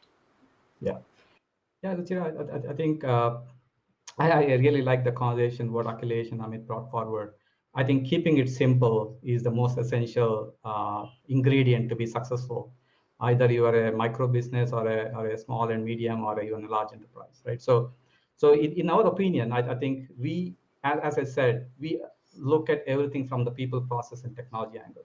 They all need to go collectively together to make impactful outcome. So the way we approached it was simple four things. We allowed our engineering community to advance into the multi-cloud ability. We enabled the processes and checks and balances to advance the application narrative into the multi-cloud. And we brought forward a digital workplace construct, right? How to manage the connected experience across the developer, all the roles, what you can imagine in enterprise. And we enable the data to be leveraged by every department. And when we did all this, we didn't forget about the security. We built in the security underneath the OS and above the OS operating system level, right? So that's how we approach this, and that's what we see working at Dell. Definitely. So, Akhilesh, coming back to what you said, it's not just technology; it's about being people centric. People are at the core of technology, but many small businesses are still intimidated by the concept of digital transformation. So, do you think is it better for them to actually outsource digital solutions for training and learning new tools? And if not, then what are the solutions that are available to them? So I think it's hard for me to generalize for all businesses, but I would say today's technology is actually becoming simpler to adopt and simpler to use. So take the example of what the old technology was versus now today's tiny toys like smartphones. It's much easier, and technology is no longer for the geek, by the geek, for no longer for the geek and by the geek. It's actually becoming very simplistic for most people to use. But there are certain nuances out there because when you put your mission critical stuff on cloud, when you use cutting edge AI technology to make decisions, it's important that you know what can go wrong. So for that reason, I think it's important to have some expert opinion. It's important to also make sure that you bring in experts who can guide you on how the faster path to success could be. So in my view, there is a place for people who have the expertise, but I would also encourage people to try and adopt these days technology. You can experiment at low cost, and even if you fail, you can get up back and do faster. So I think my suggestion is that it's a hybrid. If you're a brave adventure person, do it yourself. But otherwise, I think it's a good idea to get experts. One area where I think I strongly advise people to have careful consideration is when it comes to data security, because as much as you can put data on new technologies, it also runs the risk of it being stolen, misused, attacked. So I think that's one area where I think careful consideration is required. Definitely. And MSMEs actually find it tougher when it comes to data security and cyber resilience. So that was a very good input there. But Amit, what's your take on this? Do you think that companies in the small and medium sector should actually just outsource digital solutions for training and digital adoption? They can make a, so it's a build versus buy decision. That's exactly what you're asking for, right? So it's ROI driven. Like, for example, if you are a company which has its own IT team, sure, you can go ahead and train them. But if you are a smaller organization where you do not have an IT team and now you have to hire somebody to manage all your assets, I would suggest that go on a cloud-based solution. It makes more sense because adding a resource for that particular part just to manage your infrastructure, which is also a small number, doesn't make sense, right? So it's a managed architecture that you need to go. See, we, like I said, MSMEs are value-driven organization. And today, the best thing that I would like to just add on that people are okay for giving you outcome-based pricing, which means you don't have to put too much of skin in the game. All you have to do is go ahead and start small and see if there are returns that you get in the matter of 6 months to a year, which is a small term for an MSME for that matter, specifically manufacturing. Now, if you go into retail side, it's a different story. But if you go into manufacturing, 1 year is not a very big time. So if you think about it from that point of view, this outcome-based pricing, as well as understanding what I need to build in versus what I need to go ahead, I think it is purely a number game. If you are thinking about it, if you have an IT team already set up, my suggestion would be go ahead and train them. If you don't have an IT team set up, go ahead with cloud-based solutioning. It makes more sense. But upskilling of employees is also a challenge. So, Sakit, what is your insight here? What do you think about this aspect? Uh, Before on this insight, I'll have a point like Rajita, you mentioned about people centric, right? Centric. So I would like to bring one point on that as well. Like most often we think like that the people who are on the forefront of technology are the people from, let's say, big cities or urban areas. Like we think that those are the people who need technology the most. But in this, I think like we need to think about those rural people, rural areas people, or those people who are living in the remote areas. I think that technology actually can help much more than that, or they are the ones who are in much more need of technology like these. And if anyway SMEs can help those kind of people, or can bring technology, or can use AI or IoT, to do something for them, I guess it's not gonna benefit those people, but it's definitely gonna benefit MSMEs. And that's a huge market for MSMEs as well, or small businesses. So that is one thing I think that uh, you know That was a very uh, interesting insight there, and absolutely true, because with the internet penetration rate, it definitely we cannot talk about just the urban areas. Rural areas are equally important and yeah. actually critical Mm. drivers for economic growth. So I mean, But like we work in healthcare, and I can say like a doctor will go to a rural area, so we have to find some solution, where technology we can use technology, or like telemedicine or something like that. And if we can reach those people, that's definitely going to help India improve. And I think MSMEs play a very big role in improving India. And like Amit brought up the China thing, that how they are doing good. And I think for India, because 70% of population is that is rural in the rural population, sector. so that's a big sector. Definitely. So, Thiru, I'd like to come to you for this question. Digital tools can boost employee productivity. So, how can we build a hybrid yet secure workplace to ensure a productive workforce? And in that process, enable MSMEs to get maximum ROI on their technology investment? Yeah, I mean, it's a great question, Ruchira. I think one of the things at Dell we are very passionate about is building a digital workplace. As the pandemic kicked in and we had to put all 130K employees securely from their home to work and connect with us, we had to embrace on the journey of building a digital workplace, right? So at heart, it's all about putting a simple device management practices in place. So we leveraged our own product, which is Unified Workplace, to kind of build that single consistent experience, right? So that's how we went about doing it. But we did realize that we can't put all 130K employees of Dell in one bucket. So we created a persona strategy where we group them into three sections, which are anchored roles, which need to come to office, hybrid roles or the mobile roles, and the remote and people working from home. And then we looked at each roles and kind of starting to categorize them and build a persona based experience for each of those section of people, right? That's how we went about doing it. And then of course we leverage the integrated insights which comes from those devices. We also have smart technology within the devices which tells us how we can proactively provide the support experience. Of course, the one last thing I would say is the security aspect of it. And you know very well the large corporate network and VPNs are the constraint today, right? So we had to build in security protocols to kind of address those and make it embedded in the way we think about bringing that experience to our end users. So that's how we went about doing it. So net what we established is the connected experience, and our objective was very clear.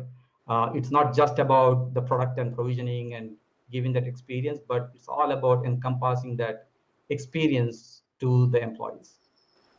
Thank you, Thiru, for that insight.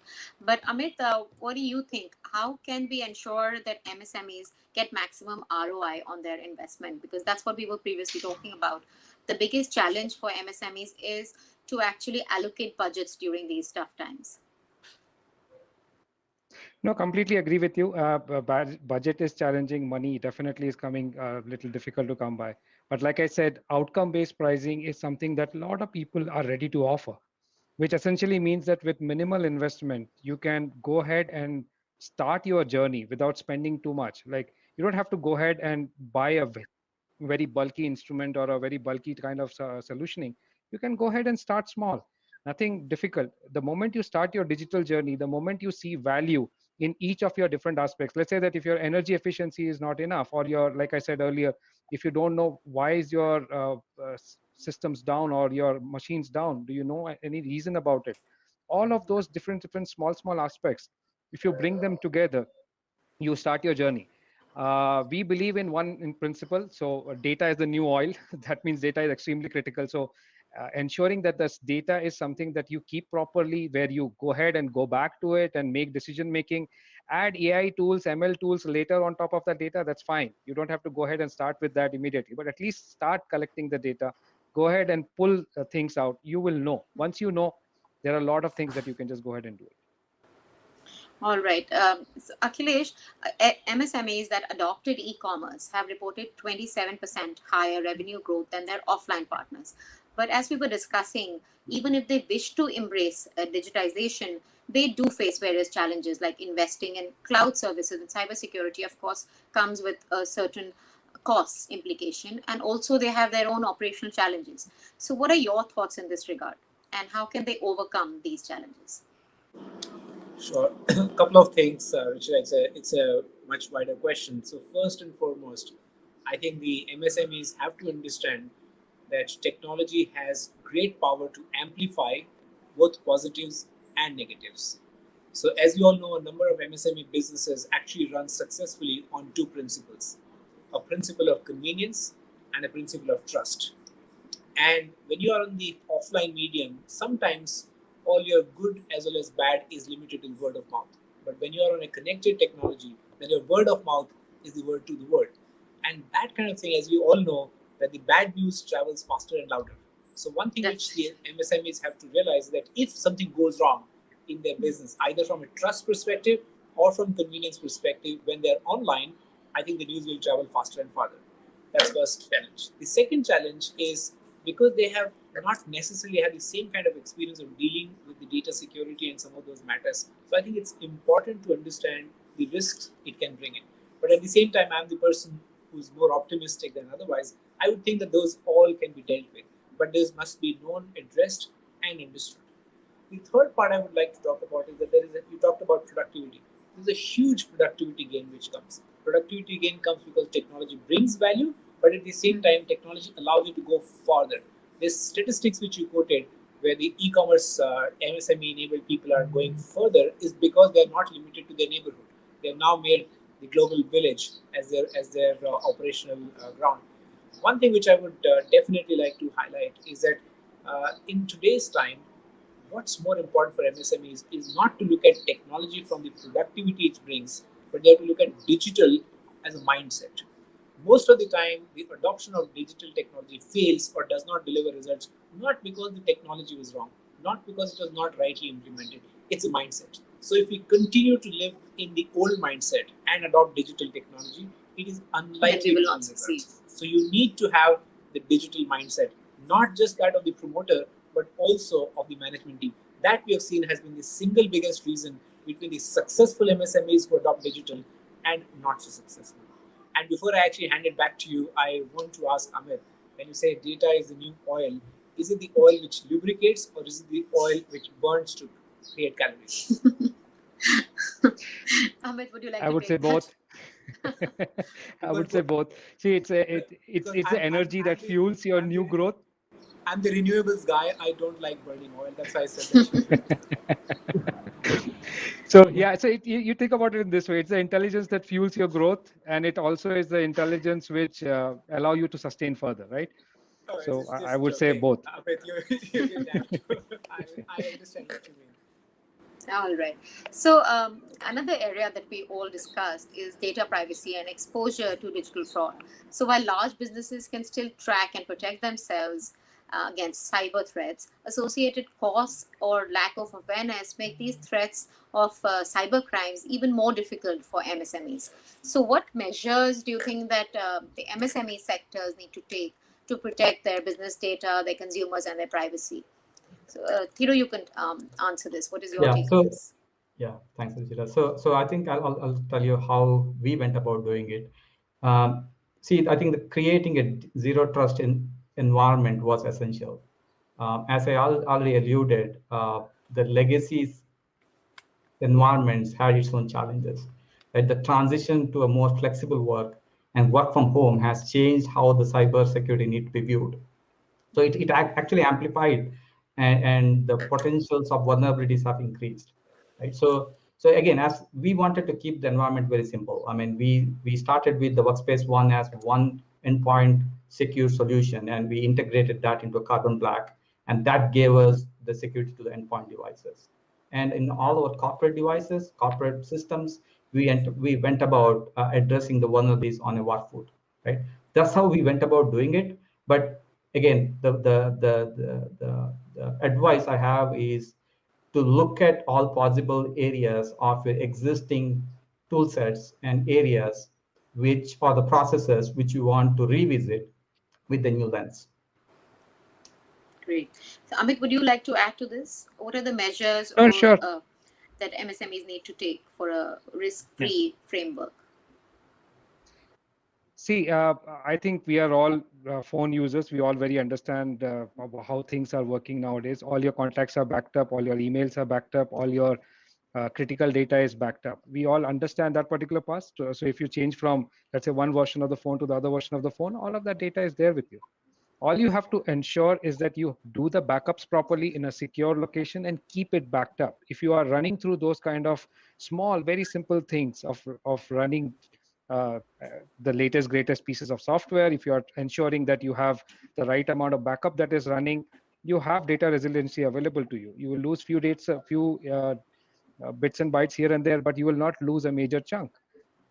Now, ransomware, we all heard about it a couple of years back. It created a lot of havoc. We understand how it was attacked. People understand all of those things now, right? You understand how data is important to you. And if you can just back it up and keep it properly, you have it. All right. Thank you for that. Saket, would you like to add to this? Yeah, What is sure. your insight here? So I would say like security is something which you really need when you need it. Like what I mean is when you have like meetings for something.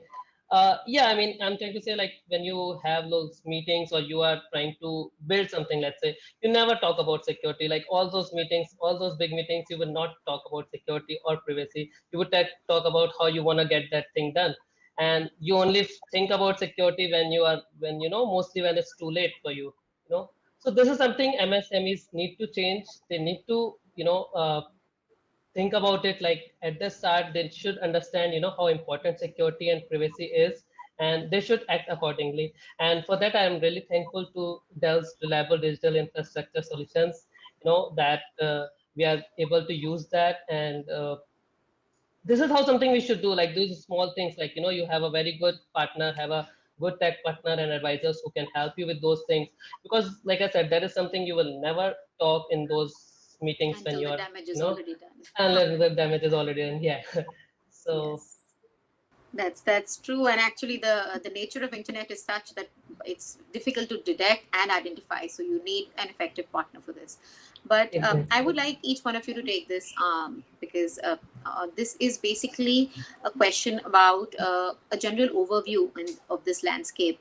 That according to you, what are the two practices that MSMEs need to adopt to overcome the current challenges and adopt all kinds of digital practices across levels to accelerate the pace of digital transformation? Akhilesh, you can start.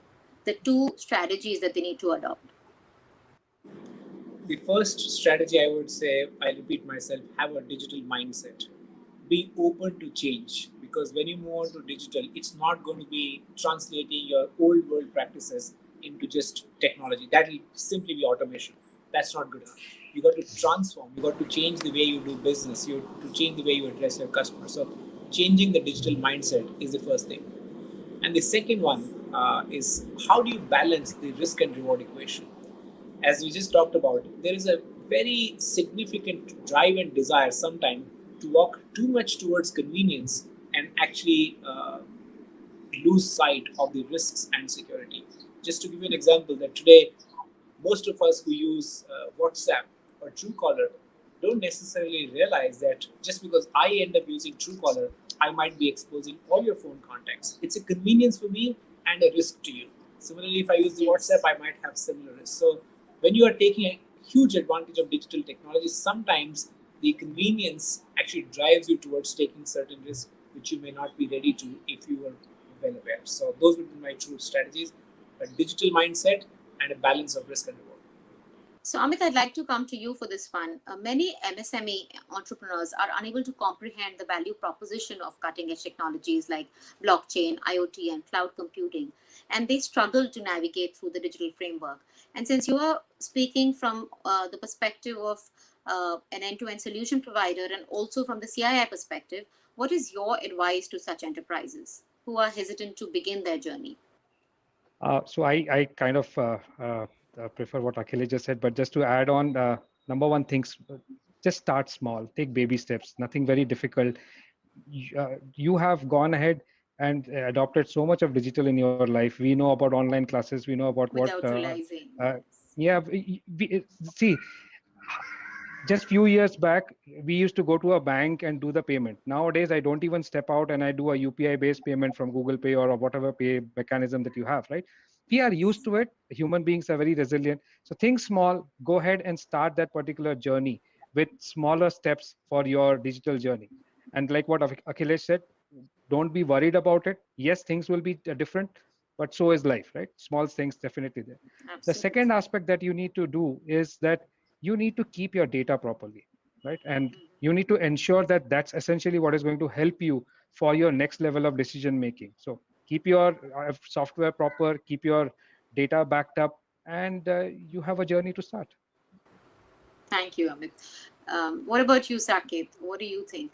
What are the two strategies from your own experience that you have adopted and benefited from those? Okay, I think Akhilesh has covered most of the points for everyone. So I'll say first thing for MSMEs, I'll say when you are like utilizing technology, do not just use technology for the sake of it.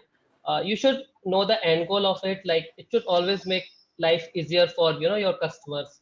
Uh, it should be very simple to use for those people. Sometimes we just add technology but it makes things complicated. So that is something we should avoid. It should be as simple as it for the end user. You can do all the AI IoT part, but that should be for the end user. It should be like at the back end. They shouldn't see it. Second point, I would say, when we started, like for us, like the major mantra was like the people are the biggest asset. So I would still say, even with the pandemic, I would say people are your biggest asset. Your employees are your biggest asset. They are your biggest resource. So embrace technology, have them use the technology, or they should be, a technology should help them cover it, but they should, you should not think that it will replace them, or we should. So I think that is something very important. Like if you trust your people and have them use the technology, I think that's where MSME can go ahead. Thank you, Saket. That is true. People are at the core of technology. And Thiru, what are your insights here? Yeah, What are the probably I might strategies not. that you would like to sum up? Yeah, probably I might not find the net new, but I'll touch upon two important ones from what I saw. Uh, One is having the right people with the right skills, with the right digital mindset, with the skill what you need to have to embrace the technology, right? I mean, you need to keep the technology simple. That's the skill the people need to possess. The number two, I think the mindset to experiment small and keep it more connected. I mean, there are tools and technologies and open source explosion. You have so many at your fingertips. You can't bring all of the complexities together. You got to think about building a solution very simple. Keep it very simple, and think about the process which that technology would serve. So that's the way I think I'll want to summarize it. Thank you. So clearly taking baby steps, have a digital mindset, have people at the center of all your decisions, and go digital, because that's clearly the way ahead. Thank you, gentlemen, for this very insightful discussion. And to sum up, the way ahead is clearly digital.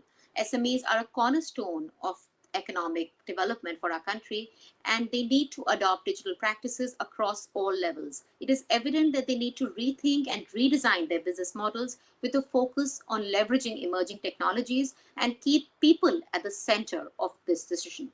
Thank you all for sharing your informative insights and learnings, and thank you all for watching. Thank you. Thank you so much. Thank you.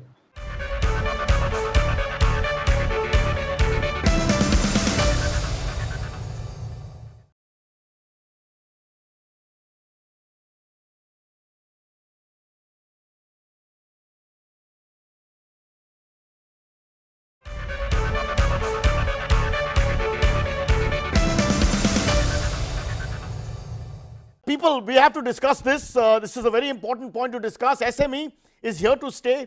And I think this is a very interesting point in India's history when the SME is going to go forward and have the audacity to take this country with it, to propel forward, to make us have wings and fly like eagles, soar over the top of the mountains, look down on Everest and show the world that we can and we will and we should and we shouldn't. All these things will be achieved by us thanks to the SME. So I'm proud to be associated with this forum. I would also like to say that even though I was the fourth choice, initially it was Shah Rukh Khan who declined for some reason. Then they had Amitabh Bachchan who wasn't available, not feeling well. And then A.K. Hangal apparently has not been alive for many years. So finally they turned to me. I have to say, and I have to say this on record, and you can note it down, record this. It's a Zoom meeting for most of you, so please do so. I have to say that this is a stepping stone in my career as well, because I personally am an SME. More the me and the SME that's important for me, but that's not the point. The point is SME, we're a family. Me, you, me, all of us together. So here we are to discuss the issues with SMEs, and I'm here to help you. I will help you. I will put my head forward. I will stretch my hand out. I will reach my fellow Indians and say, this is unite in SME families. Let us see what we can do together, you and me, walking like P.T. Usha and Milkha Singh, who just passed away. All right, before we start, I want to just set up for everybody. The sad truth is, a lot of people are not embracing technology. Why not? Why don't you do that? The nation needs to know why you don't want to embrace technology. We need to take technology to our bosom, to hold it tight, to hug it, to kiss it, to smother it, to make it feel like a part of your family, a member that you can hug and touch and kiss. Please don't touch everyone. And the point here is you must embrace it as it embraces you. And that's what I'm here for, to help you understand technology better. Technology and SMEs. That's what I like to call this, a heart-to-heart technology with SMEs. So without further ado, let's call on the first SME provider who's going to tell me about his problems, and I'm going to help him, and we will reach a conclusion together, you and me, for the good of this nation, for Asia, for Southern Asia, for the entire Commonwealth, and for the globe itself. Here he is. Hello, sir. Please tell everybody your name, sir, quickly. You have 30 seconds. Can you talk a little softer, please? You must understand that technology is not about volume. Technology is about who you reach. Volume is not so important. You can put it up, you can put it down. Okay. But you must reach out to people. Okay. Now, I'd like to know who you are. They'd like to know who you are. Tell us a little bit about your SME background. Give us everything about your life from childhood till the age of 32. I can speak? You must speak now. For the next 45 seconds, the floor is yours. Okay. Myself, which camera shall I look at? This one? Hello. Myself is Kunal Prakash, and I am a... No, Kunal Prakash. I would like you to start at the beginning. Bachpan ki baat, Jawani ki baat, youth, childhood, the early years. Okay. So when I was a child, I was very young. No, one second. This has to be done very quickly. The problem with communication today is we don't have time. You have to speak like me, quickly, fast, get to the point. Get quickly into the birth. From the birth, go to childhood to teenage years to college ke baad kya hua, jugadi, all that mentioned, and go. Born, grew up, went to college, school, business. I now own sanitary napkin manufacturing company. I applaud you, sir. I applaud you. The nation applauds you. Everybody applauds you. The country applauds you because you're doing God's work. You're doing something people would not look at, not talk about. Sharam aate the log ko. But not anymore, thanks to people like you. Sorry, it's not God's work. It's sanitary napkin manufacturing. You're too modest, sir. You're too modest. What you're doing is fabulous. It's for the social conscience. It's for the umbrella that binds India together. And I respect you a lot more already. Now tell us a little bit more about what you've achieved. Tell us your targets, the kind of money you're looking at, and what you expect in 2021-22 fiscal year. Our target when we started this year was 350 crores. We have at the moment reached 350 rupees, and we hope to get our target by 2032. Jo sunte hai log, I just have to express this point to everyone. Don't worry about that. The target can be achieved. Where the target is now has no bearing on where the target will be. Virat Kohli starts at 1. at the end of the day's pay is 11 not out. He can still reach 254 by the end of the next day. So please understand that 350 rupees to 350 crores is not impossible. It can and will happen. Now go on, sir. And please don't let me interrupt you. Keep talking. What was I saying? You are explaining to us the fiscal growth. And what do you expect in the next 1 year? And do it quickly, please. So from Can you go a little faster? 350 rupees. Can you tell the tale faster? I have to put other people in the show. But the money is not growing faster. No? So I'm tell going the to go story at the faster. pace of the money. The money Little faster. 350 crores. Can you just go up a little bit? 400 crores? All right, you made your point. I've lost interest in you. I will go on to another thing. Technology. Has it been a problem? And if it is a problem, this is the forum for you to mention what the problem is, and we will help you. We will open our hearts. We will open our shirts. We will show you everything. We don't have a problem manufacturing the sanitary napkins. Our technology problem is in the Zoom meetings that have been happening throughout this lockdown. Listen, everybody. Listen to this, because we all have felt this pain. Go on, go on. Don't let me stop you. Because go on, sir. I have been trying to conduct all my meetings on Zoom, and the people in front of me are conducting all their meetings on Google Teams or some other thing like that. So there's a crash of culture, a crash of tech. Yes. I see the problem. Yes. And you also mentioned off camera that you have a mute problem. Yes, yes. That is because everybody wants to be muted. You say, okay, ladies and gentlemen, we are going to start this conference. Everybody mute themselves. What is the point of having a conference if you are muting And yourself? that is why, now let me speak, let the adults speak, now you stop for a second. And that is why we have this with us. It's a television remote, not exactly a Zoom remote, but it's explanatory. Okay. It explains everything. Yeah. So please pay attention. What you have to do is mute at the right time. For example, why did you talk? I am saying now that at this point, he's talking but no one's listening. yes, yes. So the story up thus far was. Once again, you can quickly go to the toilet, come back. I have just been to the toilet sitting here only because I believe in sanitary napkins. Mute is a power. Don't abuse the power. Use the power wisely. Use it creatively. Be innovative. Do the right thing. The nation is behind you. If you use your mute correctly, you will make the 350 crores. 350 rupees to 350 crores will happen. I'm muted only. All right. That's all we have time for with this guest. Just one last word, a piece of advice from one friend to another. Let me tell you, sir, and let me tell you this frankly. If you have a problem with technology, remember it can also help you get out of situations. When you want to ignore the person who's on the Zoom meeting, you can just pretend the Wi-Fi died and you can just disappear. You can just blame it on technology. So anything you hate, any meeting you detest, any place you don't want to be, any person you can't stand, you can walk out without making them feel bad because it's not your fault, it's technology's. So let's imagine now that we are in the middle of a Zoom meeting. That's right. Okay.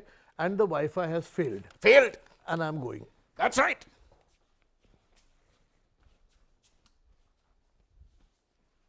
Not a problem. Next.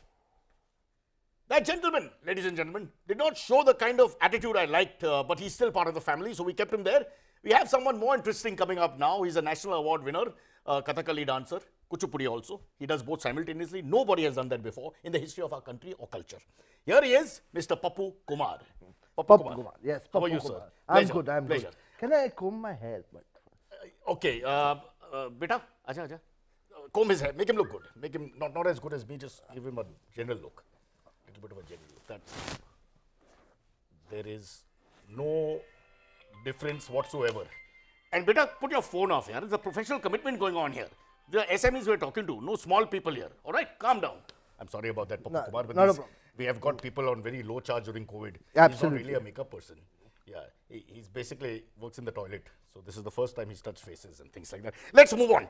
And here we have him, Mr. Pappu Kumar, who is the owner of a chocolate factory. Sir, can you tell us a little bit about your background, your history, your culture, where you come from, your gotra, your caste? See, when I was born, you know, I was that born would be too far back. We don't have that much time. Let's go to age 7. Your 7th birthday. So what my happened there? 7th birthday, I was supposed to get a chocolate. No, that's not right. That's not right, sir. That's wrong. That's a very bad story. There's no twist to it. I want something which has more drama because people have paid money for this. Somewhat. Go on. See, drama actually happens when you are about to eat a chocolate, but you are not able to eat it.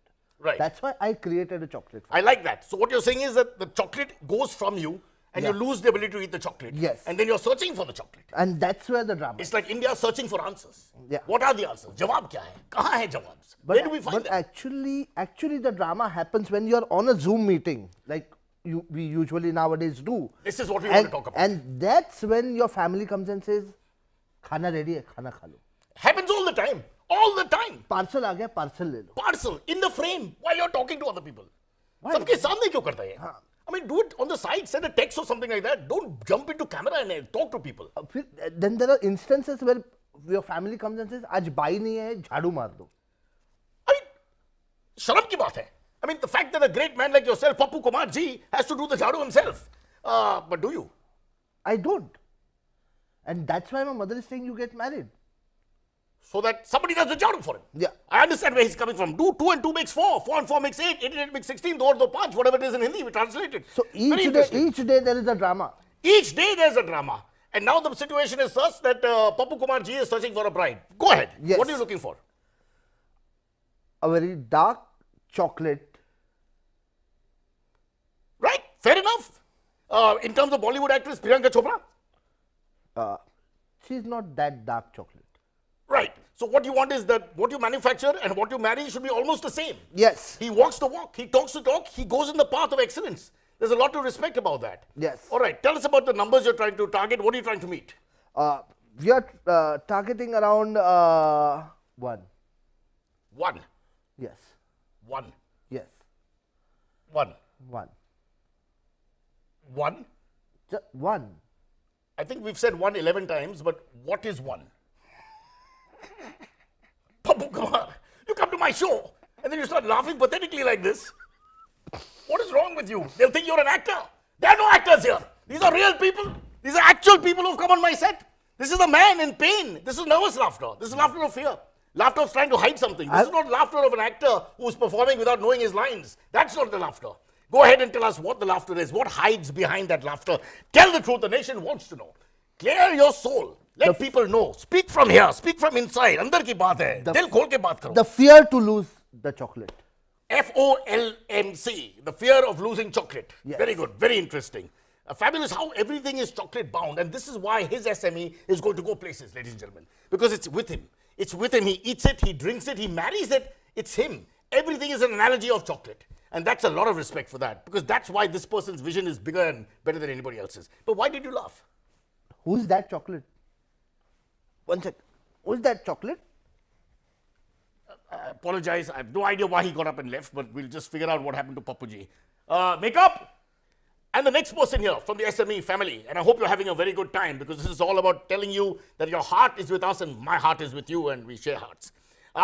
Just quickly, the gentleman coming here, this lovely man, he has climbed Mount Everest on one leg, just on a dare. Incredible person. He is also, in the history of the country, is the only person to swim using only his fingers. Not the arms, not the legs, just with the fingers. He's a great person. He has Guinness Book of Records galore. But he is an SME. He's a manufacturer. He manufactures banyans, chaddis. Chaddis are more important for him because that's where his core business is. Banyans also. So he's a support system to the country. He supports you by giving you a banyan that holds your body up and a chaddi that holds your body up. So let's meet him. Sir, Jai sir, thank you for coming. बताइए आपका सोच विचार क्या है SMEs के बारे में, आपका खुद का क्या सोच विचार है एंड बिजनेस के बारे में क्या सोच विचार है. गो हेड. एक मिनट आपके पास 40 सेकंड है. Your time starts now. SME तो नहीं, आपके पास अभी 35 सेकंड है. Your time starts now. SME तो बाहर बोल सकते हैं मगर वो जूम 25 सेकंड्स है अभी. तो 25 सेकंड्स में आपका पूरा कार्यक्रम या प्रेजेंटेशन अब वो जो पेश करते हैं 25 से 1 मिनट. अब इंटरप्ट मत कीजिए please. There is one anchor and there is one person who is with the anchor. मैं एंकर हूं, आप the extra person and go. तो जूम का विंडो अब आपके पास 20 सेकंड है. चड्डी और बनियान कैसे दिखाएंगे उसमें? क्या बात करते हैं. ये चड्डी जो आपके फेस पे है ना वो निकाल दो. वो विंडो छोटा रहता है. ये चड्डी को निकाल दो. क्लैरिटी की बात है. वो विंडो रहता है छोटा. I'm trying to understand what he's trying to say, but he's choked with fear. You can see it on his face. He's scared. He's hurt. He's been betrayed by 3 women, including his own parents. Go on, sir. आप बताइए. चड्डी बनियान कैसे दिखा उसमें? वो नहीं दिखता है ना प्रॉपर. वो छोटा विंडो रहता है जूम का. चड्डी, अंडरवेयर एंड गारमेंट. आहिस्ते आहिस्ते. चड्डी और बनियान. चड्डी और बनियान. उसका छोटा सा मैन्युफैक्चरिंग है ना हमारे MSME. तो प्रॉब्लम क्या है?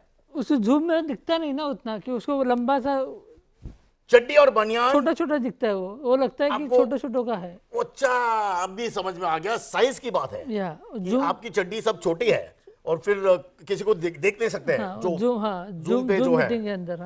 I see. So ladies and gentlemen, you see the problem he's having here. His underwears are too small, and because of that, It's a manufacturing defect. He's not able to show it on a Zoom program. So he's being defeated by technology. This is something we have to address. This is why we're here. This is why India has this forum. And this forum is for him to understand that his underwear may be small, but his dreams are big. And we must help him understand. तो आपका कहने का मतलब है कि your chaddis are too small and you need to make them bigger, or you need Zoom to come closer. Yeah. Huh? The window should be bigger, so the underwear and chaddi should be look big size. Ah, both interesting बात है. See the perspective of the young man. He is saying that the chaddi size is fine. It is the Zoom windows that have to get larger. Am I right to say this? I'll give you 30 seconds to explain what you're trying to say because it's very difficult to understand, but please go ahead. We showing in the malls and all this. Okay, Now we have less clarity. That last sentence was of no use. Try again. We are Start trying with ये note बहुत high है. This Lata Mangeshkar is your note. Take a note that we can understand. Now start. We are trying to our advertising. But It's very no. It's basic advertising. Explain. Go on. What understanding? We are telling you something, but you are not, the Zoom meeting we are showing our underwear and the banyan is not advertising. Let us just put this in perspective. Everyone on the Zoom meeting with this gentleman Jai sir show their underwear to each other. सही बात है. So size we are making the size now the comfortable loud. They check each other's chaddi size. Go on. So how can we say the all to Zoom meeting? How can we on a Zoom meeting present our underwears to each other and understand each other's underwear? Is that the problem? Yeah. All right. There's a simple solution for that. And I'll tell you, just get a wider screen. You just need a wider screen. You can't increase the underwear size, increase the wire screen size. Yeah. Fair enough? Yeah. Any other problems we can help you with? That's the only. Yeah. Do you have a public speaking issue? It looks like we can't understand what you're saying from time to time. You don't have my clarity of thought, my ability to speak, my ability to talk to many people at the same time. If I was in the first battle of Panipat, Babur would have lost. I would have told everybody what to do.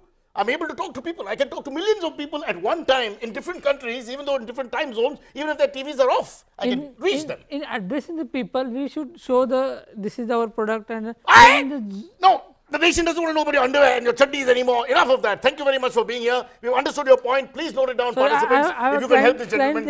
Yes. Come. And please don't wear your chaddi on your face again. It's a horrible thing to do, even during COVID. Let's see who's next. SME family, let's meet somebody who really makes me proud to be an Indian. Very proud to be an Indian. Sir, aye. Better, sir, better. This gentleman, Rajeshwar. Rajeshwar, let me tell you his story.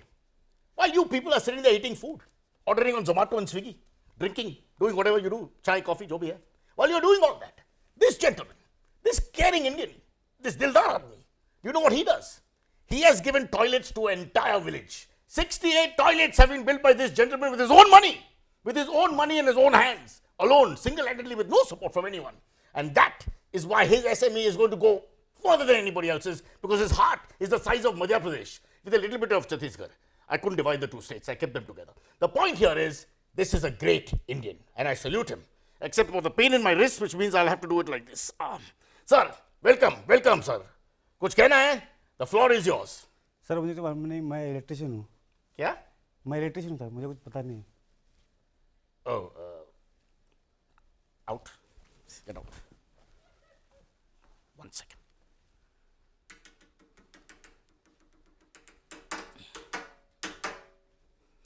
We wait for these moments. In cricket, we wait for these moments. The arrival of Gavaskar, or Tendulkar, or Virat Kohli, or even now the Pandya brothers. We wait for the great people to come in and change the game for us. He's here.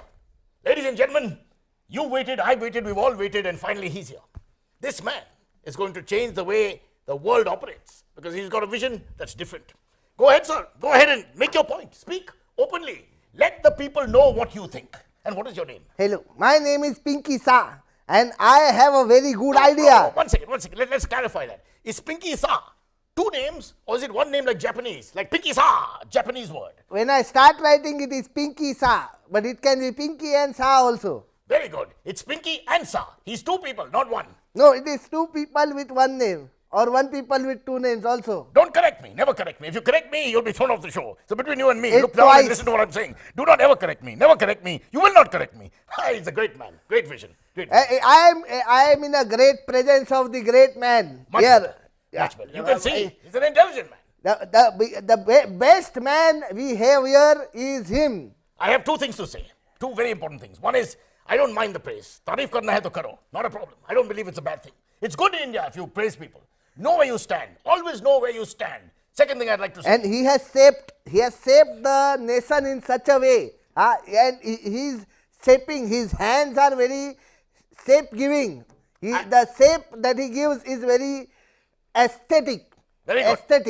Aesthetic. You're the only speaker I'm going to give 30 seconds extra to. Go on. Your point is well made and no one should interrupt you. Go on. And like Thakur said, Gabbar ye haath mujhe de do. I want to say the same thing. Give these hands to us. Support our initiative and give it shape. Of course. If you let me speak for a while now. If you let me take a turn to speak because I'm here to speak. So let me speak for a second. I would like to say we are here to help you. This is what this whole forum is about. This convention is for people to help each other. लोग जो बैठे हैं, जो खड़े हैं, जो उसके पीछे जो है, जो परिवार है, जो दीवार है, जो उसके पीछे जो दीवार है, वो उसके दीवार के पीछे जो परिवार है, they're all with you, we're all together, we're all one. So we will help you. Name it. बहुत खिड़की है. Lots of windows. Good joke. Go on. बहुत खिड़की है. पर हमको इनका खिड़की नहीं चाहिए, हाथ चाहिए, क्योंकि हमको शेप लेना है, शेप, और इनका सपोर्ट चाहिए. तो थोड़ा शेप मिलेगा इनसे तो अपन बहुत सही हो जाएगा. धंधा एकदम चौकस है अपने पास, आइडिया एकदम चौकस है, मतलब दिन दुगनी रात चौगनी. Sir, let me speak. I feel this conversation has taken a turn for the worse. I think you misunderstand. When I say we are there to help you, Divar, Parivar, jo bhi hai, we are there to help you. We are there to help you morally, spiritually, to uplift you with words, with hugs, with tone, with volume, but not exactly with money. That's not our thing. We can't give money. We can't personally hand out money. That's not our job. Moral और spirit नहीं चाहिए, बहुत है अपने पास. अपने को रोकना चाहिए. Case. Only case. That won't happen. No, and by touching the anchor, you're not going to get money. No, case. I'm requesting you nicely. Without losing my temper. In front of everybody. Let the nation see this. Let everyone know whose side I'm on. Don't do that. Never do that. Never touch the anchor. Don't touch people. You're not supposed to touch people. Touching is against our constitution. And with COVID, it's even doubly against our constitution. Don't touch. You're not getting anything. You're not here just to praise somebody and get money for that. We don't operate like that. Nobody operates like that. Let me warn you. All right. Anything else that you want to say? What about case? What? Case. You want a case? All right. I'll tell you what. People just take a break for 30 seconds. Case, many case. I'll deal with it. Just give me a second. Just deal with it. In many cases. Yes. Just 1 second. It's been a great evening, ladies and gentlemen. I salute you. We salute you, brave hearts, for coming out here and telling your stories and discussing things. With that kind of dialogue, we can take this thing much further than ever before. I thank you. And as we end this evening or afternoon or morning, depending if you're in Japan or South America, while you do this Zoom call, as we end this, I have to tell you, we have a par excellence chief guest to take us out. An amazing man who may or may not be the next minister to represent the SMEs. I'm not sure what his real name is. His surname is also Rane, but his first name is a little different. Let me just check. What is his first name? Naru One Rane, to take us out of this exclusive. Here he is, sir, talking to the industry about the industry. A few words. Sir, please, a few words. बहुत मेहनत के बाद, बहुत time के बाद हम minister बन गया है. हमारे लिए सीट रिजर्व किया था. ये एसएमई लोग तुमको कांग्रेचुलेशन नहीं, तुम हमको कांग्रेचुलेशन करो, क्योंकि हम अभी बहुत साल के बाद मिनिस्टर हो गया है. हम रिजर्वेशन करेगा हमारा सीट का. Thank you, but it wasn't very clear, sir. I don't want to correct you. I don't want to point fingers, but I felt you didn't come to the party. I wanted more from you. I expected more from you. I didn't get what I wanted. I felt shortchanged. I called you earlier. I spoke to you. अरे तुम चुप बैठो. मैं कितना बार बोलता है चुप बैठो. तुम कौन होता है तुम हमको पूछने वाला? इसको निकालो रे निकालो इसको. निकालो. वो झाका किधर है? झाका को लाओ इधर. इसको निकालो. Zaka? You want Zaka? I can give you Zaka. I can do Zaka. Zaka's not a problem. If that's what you want, ladies and gentlemen, we'll give you Zaka. You want Zaka? Here's Zaka. Zaka. I'm Zaka now. Zaka. End with my close.